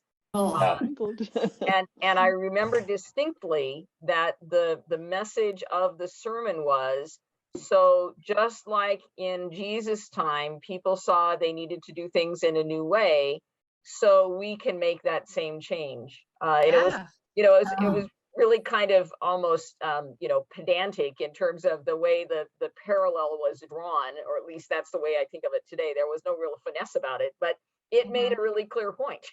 Yeah. That's great. Wonderful. Well, Well, I just want, yes, Marvin. in reaction to the passage about the gifts of the Spirit, I was thinking about when we were talking about being open and all, and the counter picture of that is, if I'm only obsessed with my gift, then I'm going to get everybody that's like me together to support my gift, and then I'm going to, whatever the issue is, I'm going to lobby for that. And that's very different than being open to listening to all the voices and having the different lenses inform me. And maybe at that point, sort of, there's where my change has to occur. But I've seen this in the church where people will get people that were like them, and then they've got this lobby group, and then it just becomes more and more and more obsessive. Yeah. Yeah, adaptive capacity actively resists that. Yes. Yeah. And not to say there isn't a place for that cohort, but it's not the only place, right? Yeah. Yeah. Great. Okay, so that's one way to engage with some adaptive. Oops, hang on, I gotta readjust my slides to be on top here. Okay. I'm going to jump ahead here to, so there are other ways in the context of worship to also be sharing sort of adaptive principles, right? So this is a hymn from Chalice Hymnal 381, Take My Gifts, right? I love this. I love this. And you can find these all over the place. Take whatever I can offer, right? An identification. We all have something, right? Gifts that I have yet to find, right? So there's a quality of emergence, right? Of getting to know ourselves. Skills that I'm slow to sharpen, talents of the hand and mind. So a variety of ways to be involved. Things made beautiful for others. There's a missional piece here, right? In the place where I must be. Take my gifts and let me love you, God, who first of all loved me. So of course, grounding all the work in our identity in God, right? So it's very simple, but if you find hymns, and this, I guess, again, this is kind of directed at people who plan worship, but if you find hymns that have some of those elements, they can support this ongoing, you're almost building a vocabulary of adaptive capacity, right? Mhm. And worship can help you to do that. And here's a prayer from Chalice Worship that I love. It's so adaptive in every way, right? Oh God, in mystery and silence, you are present in our lives. Mystery, right? We're living into the mystery of what it means to be church right now, right? We don't know what it's going to look like 5-10 years from now. It's not going to look like what it was, right? Present in our lives, bringing new life out of destruction, hope out of despair, growth out of difficulty, all adaptive principles, right? We thank you that you do not leave us alone, but labor to make us whole. Help us to perceive your unseen hand in the unfolding of our lives. And I would change that to say the unfolding of our life together for the church, to attend to the gentle guidance of the Spirit, right? That we may know the joy you give your people. I think that's a beautifully adaptive prayer. It's right in our book, right? So those are ways that you can also, if you're someone who plans worship, or even if you're someone who prays at the beginning of a board meeting or something like that, there are ways to get this language kind of going in those different sort of settings and containers. So I invite you to do that as well. So this is one of my very favorite cartoons. Oh, gee. Right? Even the little fly going by, like, oh, I can hear it. I'm out of here. So the reality is, as an adaptive leader, as somebody who is trying to nurture adaptive capacity in your organization, you're going to face a lot of this, right? We want to change, right? We want change. We don't want to change. So what do you have to do as a leader to develop and nurture your own adaptive leadership capacity, right? So you have to recognize what your bandwidth is, what your growing edges are, how to protect yourself, keep yourself well, right, in all of these things. And so I would say this also for any of you who are lay people supporting a pastor, encourage them into these things because they will sometimes resist them.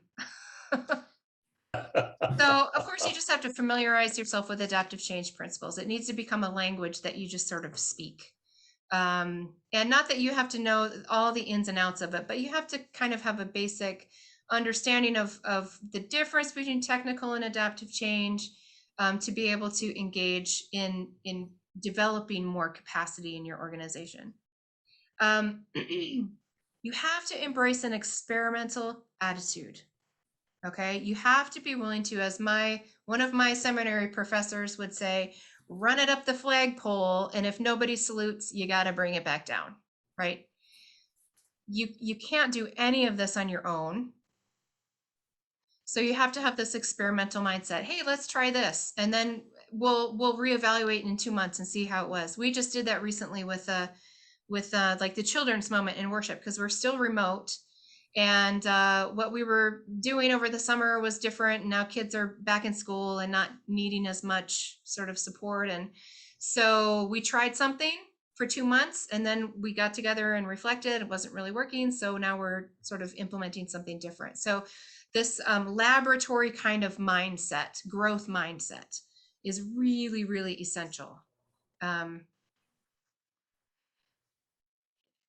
Engage with your whole self, and we particularly pastors can sometimes feel very protective, like they have to have some armor on. So we do get a lot of arrows in the butt, right? We just do, because we're a public figure in the organization, right? So if people don't know where to direct their dissatisfaction with something, it typically will come to the pastor, right? But we have to be able to engage with our heart, with our mind, with our spirit, and with our gut, right? If our gut is telling us something isn't working, we got to listen to that.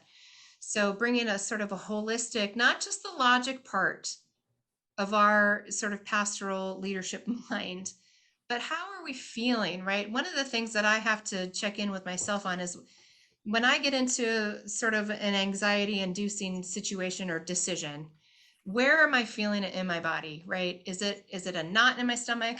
Am I like hunching my shoulders, like trying to protect myself? Like getting in touch with our whole body is just really helpful, and keeping it healthy, right? I have a spiritual director. We try to be healthy, exercise, read stuff outside of church, right? Just be a healthy whole person. Make time in your work as a leader for what's called the dance floor and the balcony. So the dance floor is you're out doing it. You're rubbing elbows with people, you're doing the work, you're planning worship, you're doing this, you're running a committee meeting, all that. And the balcony is stepping away from all that and just observing, seeing the movement on the dance floor. This is part of that, recognizing those threads that might be coming together. Right? Oh, I had a conversation with somebody about that, and somebody else was curious about that. I wonder if there's something there. Right? So you've got to give yourself some time for reflection. And I think the challenging part of this is that it looks like you're not doing anything. Right? Discernment and reflection are active things. They're just not things that we do with our hands necessarily, right? So finding ways to, maybe it's even finding a particular discernment model that you like to engage with. I had a spiritual director who was like, okay, list 10 things and then pare it down to 5 things and then get it down to 3 things, right? To identify what's the most important thing that's next, right?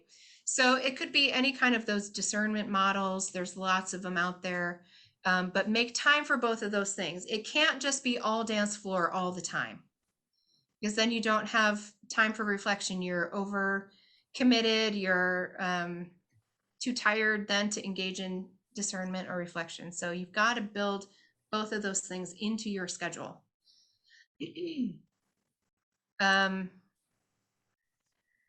This one's really important, I think, too. You have to differentiate your role from yourself.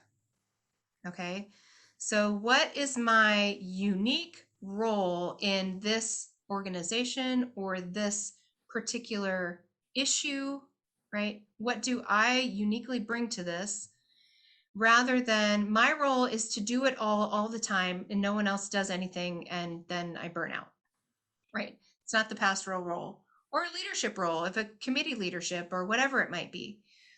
So differentiating your role from yourself, because when you do get anxiety driven at you, or response or conflict or antagonism, right, which may come with leadership, you can say, okay, that's not about me as a person, that's about my particular role in the decisions we're making, right? So myself has to be different from my role. There's overlap for sure. I mean, we're gifted for particular things, right? But if I took every strongly worded email received as a personal attack, I would have gotten out of this a long time ago. And I tell people regularly that the best thing I ever did to prepare me for ministry was to teach 7th grade, which I did, because I mean, every day there's a new conflict or crisis or someone crying or whatever, and it was almost never about me, right? Not me as a person. So that's a really important thing, to be able to differentiate your role from yourself. for longevity. Okay. You have to know who your allies are and your confidants, and those are two different groups of people. So an ally is a partner in the organization, right? It may be, you may have some sort of competing loyalties. So an example of that would be me as the pastor, and then maybe the chair of our board or our moderator, who is the second generation, and mom is one of the matriarchs, church matriarchs. Okay, that's not an uncommon situation, I don't think. So we can be allies, right? They may agree with and support and build. I'll also build adaptive capacity, and we may think a lot the same about certain ways of engagement or whatever, but that person also might have a loyalty to the matriarch, one of the matriarchs of the church, who has a different perspective. And so they have to manage that relationship too, right? So we can be allies and do some work together, do some good work together, but I'm not going to maybe tell them everything I'm thinking, right? So they might also make a decision that frustrates me, like, oh, I thought we had this figured out, and then mom doesn't like that or whatever, and so they have to manage that. So there might be kind of some conflicting loyalties, but generally you feel like you're on the same page, right? Those are your allies, people you'll call and say, hey, I got this call from this organization, what do you think? Can we talk about it at the board meeting? Right? And they'll go, sure, yeah, let's put it on the agenda, whatever. So allies, those can be people outside of your organization too, right? People that you work with, or I feel like I have a very strong ally in the UCC pastor that's just down the street, right? We get together occasionally and we talk and we plan things together, and wonderful relationship, but he has his own church and I have my own church, right? So, but then there are confidants, right? These are people who don't have any conflicting loyalties and people who care more about you than they do about the problem or the issue, right? So these are best friends, spouses, people you've known a long time, good colleagues maybe that are friends from seminary or whatever. I mean, you've got these confidants, people that you can say anything to about, you can totally debrief your whole challenge, and they're not going to come back at you with solutions to your problem. They're just going to attend to you and how you're feeling, right? And support you. And so those are really, really important people to have and to know who they are. And they will not be in your organization for the most part. I mean, your spouse might go to church with you, but hopefully, hopefully they're more interested in how you are than whatever problem you're trying to solve. So, and then I think the last one here is you've got to seek sanctuary. You've got to build renewal into the rhythm of your work, right? Sabbath is built into the rhythm of creation, and we've got to take it. If you are a pastor that's not taking your vacation, or you have a pastor who's not taking their vacation, make them take their vacation, right? They've got to get away from the system to be able to come back with fresh eyes, with fresh energy. We've all got to do that. Part of what we do here is that after a board member serves if they decide to serve two terms, which are 2-year terms, so that would be 4 years, they have to take a year off. They can't hold another position for a year because we want them to rest. We know that, board volunteering can be very challenging and time consuming. So there has to be rest built into the cycle before they can come back, and offer their gifts in the same way or a different way or whatever. I mean, there's also political things that prevents, right? We've all been part of a particular familial dynasty in a church or whatever. It tries to avoid that as well. But I think the more important part is just resting, right? And we don't want to overtax ourselves or our volunteers or any part of the organization. Any thoughts about that or questions?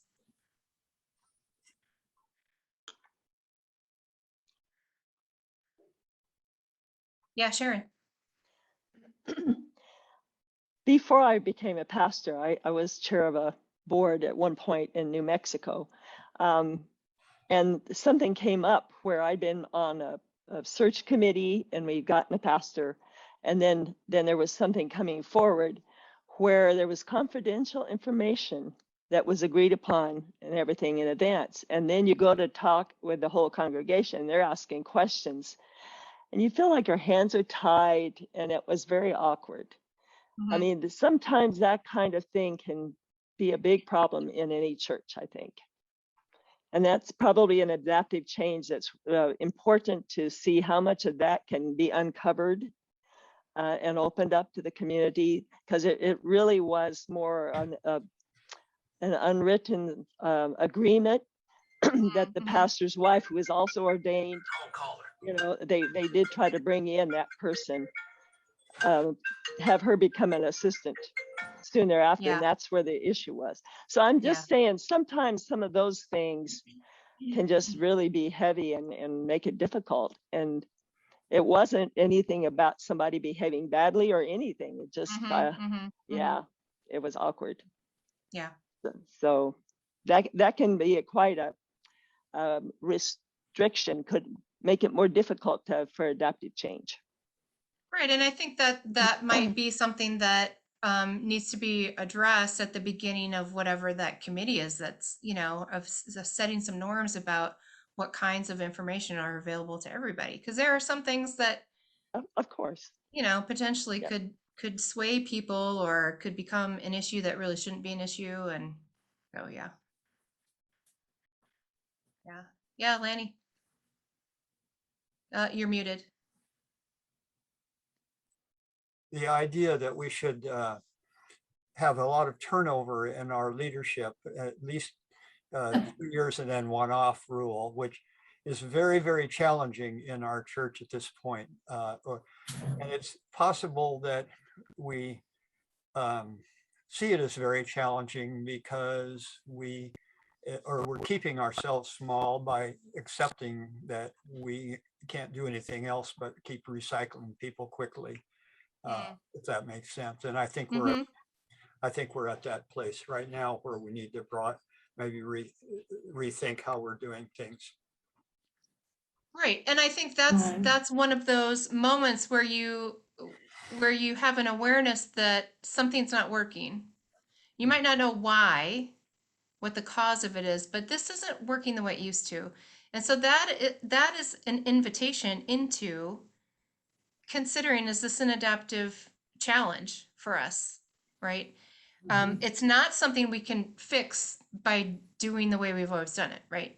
We notice we don't have the same bandwidth of available leadership resources, right? Human resources. And so that's an invitation then to look at your processes or your structures, your organizational structure, and say, what about this could be different that meets us where we are now, right? I listen to other congregations talk about how many boards and committees and meetings and stuff they have, and I'm like, why? When you have 50 people in worship, do you have 7 committees? That's ridiculous to me, right? You don't have the bandwidth for 7 committees, first of all, assuming that some of those people aren't going to serve on any of those committees, which is always true. So that's an invitation to me to go, okay, how could we structure this differently?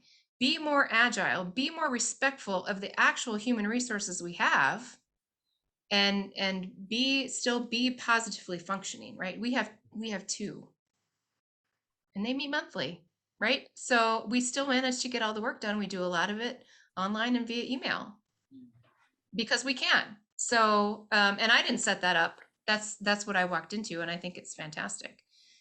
So, and we've even shrunk the size of our board in the last few years because we had positions that we left open because we didn't have someone with the gifts and skills to do it. So that's one other thing I would say. Our position here has been, if we have an open board position and we don't have anyone who has the particular gifts and skills to do that and the time, we leave it open. We don't fill it with somebody just to have it filled, because the same thing would happen, right? the person who doesn't actually want to fill it or have the gifts for it is probably not going to do very well. And then we're going to burn out a volunteer. And that's not what we want to do. So we have had times where we've gone a year without someone in a particular position until maybe the next round of nominations, we've got someone whose job has changed or they have more time or whatever the thing is, they're ready to step into that. And it has worked well for us so far. Yeah. I feel like I'm rabbit holing a little bit. Okay. What time is it? Okay, good. Any thoughts about, I guess maybe the question would be,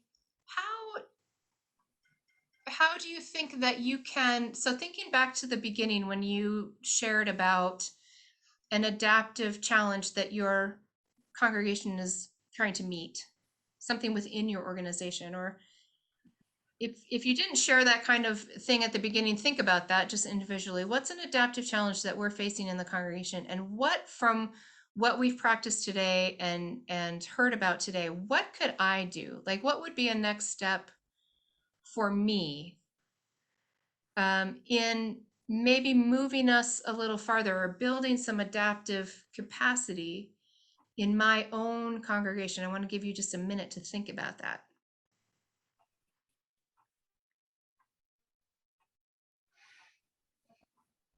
Where might you be feeling an invitation in the context of your organization?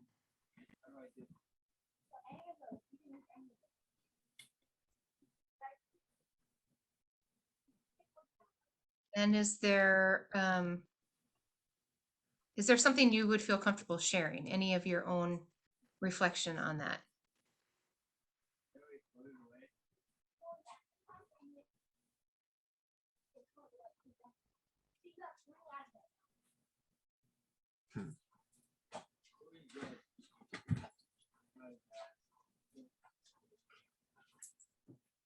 Yeah, Rosemary.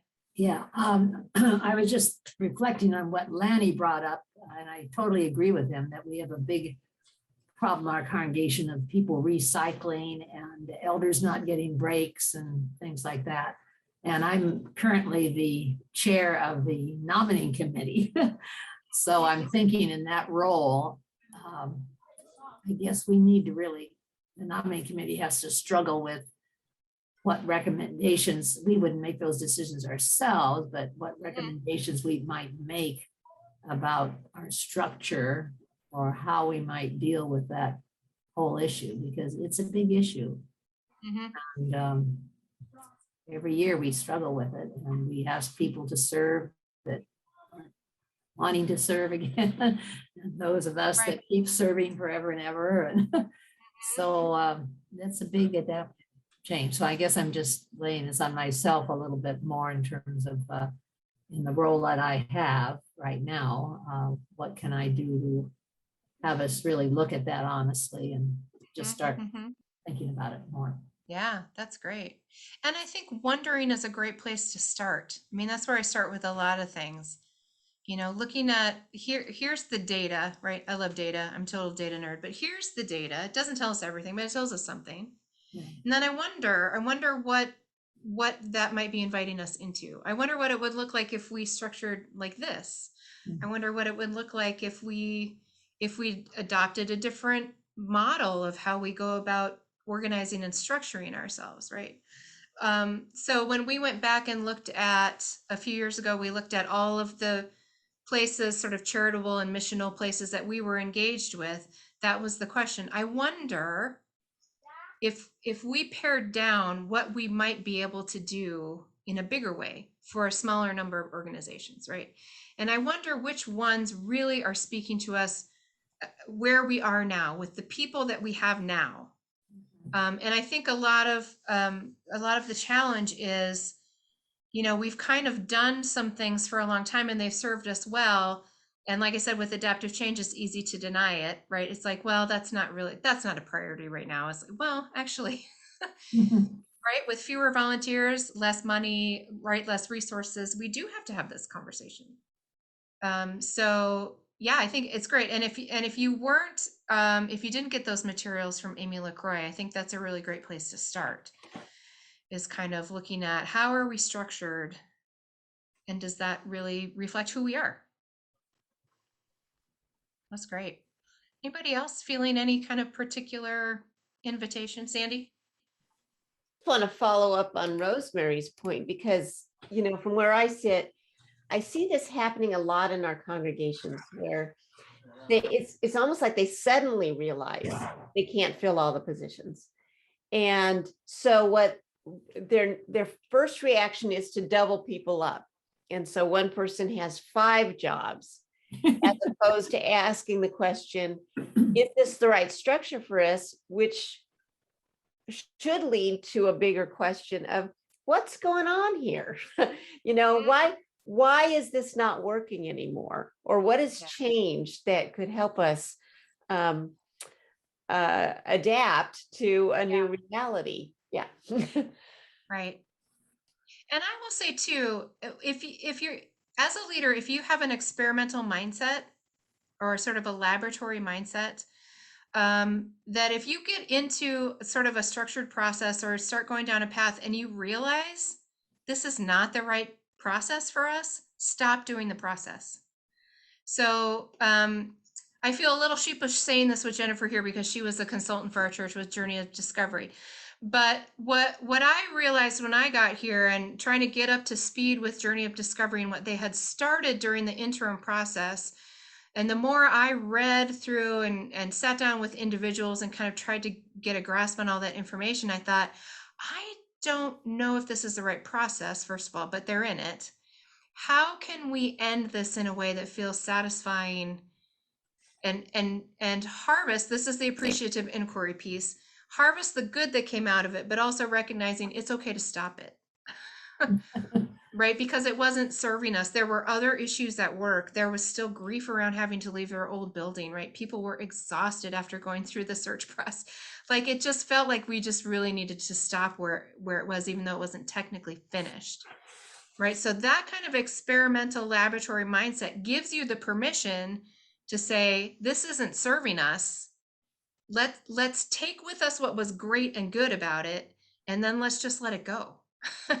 So no one thing becomes the hill you're going to die on. I don't think that's a good model for any organization, let alone a church, to have this thing, right? Like, because it always ends up with someone either conquering everyone or dying. Those are not like legitimate outcomes in my mind. So, but engaging in this more experimental wondering posture, right? I have a friend in my doctoral cohort who went through the Bible looking for what is an adaptive posture, right? What are the actual sort of ways that we can embody an openness, right? And I think being experimental is a great sort of posture to have. Yeah. Any other thoughts or invitations, or maybe it's, I feel like this is pinching a little bit. Maybe I need to reflect on that more. Because that happens too. I am, oh, go ahead, Jennifer. I was just going to say the section we talked about diagnosing adaptive change after we looked at the case studies, I found that really, really helpful. Just to have kind of a set of principles of how to approach figuring out what's going on. That was really good. Good. I am in the process here, as you're sharing a little bit, of adding just bunches of resources to the chat. I know there's going to be a paper or a page or something that probably comes out as a follow-up too, but I'm just putting all the titles and authors in here. This is the tip of the iceberg of the stuff that's out there. There's lots of stuff. And I did want to lift up one study. So if you feel like maybe we should move into just a study that doesn't sort of say we're doing adaptive change and we have to change, but that actually comes at it from a different perspective. This little book from Ruth Fletcher called Thrive. If you haven't done this as a congregational study or a sermon series or something, I strongly recommend it. she touches on all of these different elements of what it means to thrive as a congregation. A lot of the adaptive change literature is not specific to churches. So I will say that, like all the Heifetz and Linsky stuff, it's helpful, but they don't use churches as their model. So anytime that I find a resource that's putting this adaptive lens on congregations, I snatch that up. And this is a really good one. It's Spiritual Habits of Transforming Congregations. And it's just, you can do a chapter a week. I don't remember how many chapters there are, like 10 or 11. There's 12. Praying, right? Growing, testifying. We talk about this stuff in the church, but she's looking at it through the particular lens of how does that help us? How does that spiritual practice help us to thrive as a community? Not just an individual, right? But as a congregation. And so I would lift that up. Thank you for adding that to the chat. I know we're in stewardship season. We revamped our way of doing stewardship several years ago. We used the narrative budgets. We just do a different process. And that was in part motivated by this book called Holy Currencies. Eric Law, very accessible book. And again, written specifically for churches or sort of what I would call parachurch organizations, right? Social service organizations. But he has this model of the six things, and when he says currencies, he's not really talking about money. He's talking about currents, right? Oh. The six things that need to be flowing in your congregation to be sustainable and missional. And I think that's a value that we all hold, is to be sustainable and missional. And he has a wonderful little picture, if I can find it. So in order to be that, we have to be, our money has to be moving in positive ways. We have to be stewarding our time and place, right, in different ways. Our leadership.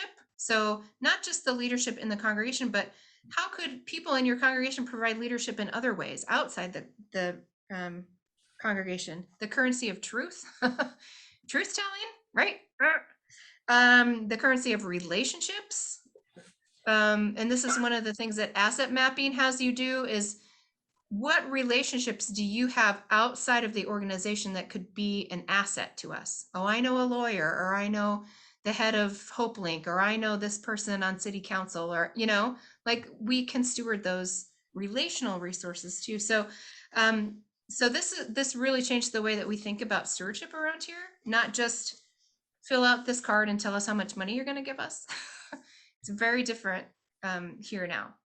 So, those have all been very useful resources that I have actually used on the ground here that have changed things for us. So I share those with you, and I'll add them to the list that will get sent out later. Okay, I have one. Go for it. What we'll see in the record that we get, if all the chat information is included in that? Probably not. Yeah, we'll save the chat and make that available. Yeah. Oh, you can? Oh. Yeah. Thank but you. I'll include a lot of it, not the exercises, but I'll include all of the book titles and stuff that I'm listing here and websites in that follow-up email. So Jennifer can stop typing now, I bet. Well, she can't. Jennifer, I do the same thing. I'm like, scribbling things down. Yeah, Usually no, colored I've markers. got my 3 pages of notes. Oh yeah, I do too. Oh, gold Mine stars for aren't you. readable. So I want to share, I love poetry. I know poetry is not everybody's favorite thing, but I think poems can often get to the truth of something in an amount of words that with some clarity that, whole chapters of books can't get to. So this is one of my very favorite poems that has to do with adaptive change. So this is a poem entitled Missing the Boat by Naomi Shihab Nye, who's a Native American poet. And she writes this: "It's not so much that the boat passed and you failed to notice it. It's more like the boat stopping directly outside your bedroom window, the captain blowing the signal horn and the band playing a rousing march. The boat shouted, waving bright flags, its silver hull blinding in the sunlight. but you had this idea you were going by train. You kept checking the timetable, digging for tracks, and the boat got tired of you. So tired, it pulled up the anchor and raised the ramp. The boat bobbed into the distance, shrinking like a toy, at which point you probably realized you had always loved the sea. Ah, wonderful. That's good. So the reality of being in a congregation is that we might get opportunities and we can choose them or not. But if we think we're looking for a specific thing, we might miss the actual opportunity, right? And so building adaptive capacity in your congregation brings along with it an openness to the boat or the train or the other thing, right? Instead of getting sort of tunnel vision on this is what it means to be church always and forever. That's the stability, the built to last model. We open ourselves to being built to change so that we can see whatever that opportunity is when it comes along and try to meet it, right? So I leave that with you as one of my favorite poems that invites us to think about how do we approach the changes that we're all facing right now, the challenges that we all have. So I know we have about 15 minutes, but I'm open to more questions or reflections, or I'm okay ending early also, which I don't know that anyone else will be sad about. Rosemary? I have a very positive reflection to make because I'm so proud of what happened recently at our church, at Journey Church. And I felt like we opened up to something that where these messages you're talking about that we need to listen for. There was a member of our council who is involved with some American Indian, Native American issues in her work. And she happened to mention, I forget now, Jennifer would remember this better than I, but I don't think it was even on our agenda in any way, except that she's the person who looks for ways of what we can do in the community. And she said she had this friend who happened to be a well-known Native American artist. And lo and behold, we started to listen to her. We had questions. There were various things. Anyway, she also found out that there were some murals being developed in Lake City community, which we're a part of. And we happened to have a long cement wall, a dirty old wall that we thought we owned at the time. Turns out a neighbor owned it and we negotiated all that. But we ended up with this beautiful painted mural of our relationship to the indigenous members and our relationship to the land. In fact, the statement is made on it, we are on Duwamish land. And it's the most wonderful thing that has happened to our church in a long time. And we've talked about now we need to back up and have a study about it and to really educate people. But it all started with listening to one person who happened to know a particular person, felt inspired by him. Anyway, I am very proud of what happened in that particular example. Yeah, that's wonderful. And the fact that it's inviting you into more potential adaptive change is great. Wow. Well, then it that turns really is out, wonderful. I think some of us suddenly, I mean, during this whole process, I don't know whether Lanny or the rest of you would agree, we became more aware of more people in our congregation with all kinds of connections to Native American history and who were, people who, I mean, it turned out to be a pretty significant part of our congregation that have connections to indigenous tribes. Yeah, and I something I didn't talk about today, but I've discovered this in my process of writing my dissertation that this is how I think spirit works, right? Spirit is like, excuse me, there's this thing I've been thinking about, and just plop something out there, and then once we start listening and following, it just goes and like the path emerges, right? It's and the spirit keeps inviting us into more and more of that thing, whatever it is. And disciples do not have a particularly well thought out what we call pneumatology or theology of spirit.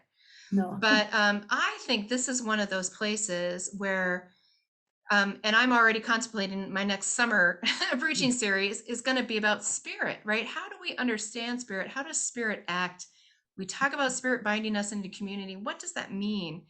Because I think it's that spirit, that mysterious, I don't know, people like, it just started with one person who said this one thing, and then all of a sudden here we are. Well, that's not us. I don't think that's us. That's just us saying yes to those invitations that come to us. And that, I think, developing our theology around spirit and how spirit moves is a huge sort of theological support to the reality of adaptive processes, right? We talk about a leap of faith. Well, that's a lot of what we're doing in adaptive action. We're going to try this thing. It might, and I applaud you too, because I had talked to Seisha back before her sabbatical about all of the challenges, like the legal challenges with the neighbor, and even just talking, like being able to talk to the neighbor was a problem, and that you stuck with it, right? Meeting all of those potential roadblocks that could have stopped the process at any point, but Right. keep going. That's amazing. I want to drive by and see it. Do you guys have a picture of it on your website or anything? Well, I I think we think do. Jennifer Okay. has it somewhere. If you were to pick up any of our several last newsletters, there are pictures Okay. of it there. Yeah, I'll take a look. I'm excited to see it. Oh, it's very exciting. Awesome. Yeah, Sandy. But it seems like you just raised a question for me, because we talked about stopping a process when it seems like it's not working, versus seeing it through even when it's uncomfortable. And I guess that's a part of adaptive change too, is it's going to get uncomfortable. So how do you know when we need to stop because it's not working, or we need to keep going? The uncomfortable part is it working, that's Right. working. Yes. And I think that is, if you want to know about that, I would suggest that Leadership on the Line book, because they really do get into kind of the rhythms and the specific choices of engaging in adaptive change. So one of the things they talk about is controlling the temperature of the container, right? So whatever group is doing the decision making, controlling the temperature. If it is getting too hot, right? Too much conflict, too many people pushing back, whatever, you got to kind of turn it down. It doesn't mean you're abandoning the thing, but you got to give a little time for the temperature to come back down. And the other thing as an adaptive leader is you need to know when to kind of turn the heat up a little bit, right? To inject a little bit of a sense of urgency in the process, because we all have been part of a church or an organization that has this thing we're doing, and then it just drags on and drags on and drags on and drags on, and nobody ever kind of turns up the heat and says, all right, we got to make a decision, or we have to implement this action before it's too late, or whatever. Jennifer, So there is this fine balance, and that's not the building adaptive capacity piece. That's the adaptive action piece. Once we decide we're going to move or do something, then that's where that controlling sort of the heat of the container becomes more important. And so there's a lot to this whole concept, but what I'm hoping you take away from today is that there are a lot of ways to build the capacity to engage in those things. And I think part of it too is not everybody has to be part of every action, right? I think it's that the congregation maybe made a decision to move down this path, but not every person in the congregation was working on it. Does that make sense? Yeah. So you've got your people who are committed to it to actually implement the action. And that can be helpful too. So yeah, too many cooks? I don't know what that is. Boil the soup or something. I don't know, but yeah. Spoil the pot. Spoil the broth. That's a really good point, Sandy. Yeah. And some of it's just the wisdom that comes with leading, It's time to let that one go. Yeah. Well, Kara, we feel really blessed to have had, a in-person and a personal seminar. You're very welcome. I hope that other people will engage with this material when they're able to and they have time to. But But yeah, it's certainly been my pleasure to share this morning with you and share a little bit of wisdom. Hopefully it's helpful in your congregations and in whatever challenges that you're facing. So thank you. Thank you, Kara. You Yeah. really have a beautiful way of leading. Oh, thank you. Yes, yes. Yeah, so Kara, I would echo the thanks, and thanks for leading this, and you've certainly sparked some stuff in me. Marvin, you have something? No, I just was Just saying, waving. I'm saying yes. Okay. I do just want to announce we have a second Saturday on December 11th around Sabbath, led by a very gifted spiritual director. And that will be our last one. We've carried through for 2021. And in 2022, we're going to try something new because that's what we like to do. So watch for not a monthly thing in 2022, but a couple of hybrid. You can show up in person or you can join on Zoom events that we're working on planning for first. Let's see, might be pre-Lent and then fall, and then the regional assembly will be in the middle of those. Wonderful. So watch for those. This series has been very helpful. Yes, thank you very much to the Sandy, to you and the congregational pastors and whoever all else put effort into this, because it has been really beneficial. Good. It's been fun to do. It's been Thanks fun for to that. Yeah. make that happen. Yeah. It's well done. Well Yeah. done. All right. Email me anytime if you have more questions. All right. You know we'll where to follow find me. everything. So bless you. All right. Thank you. Take good care.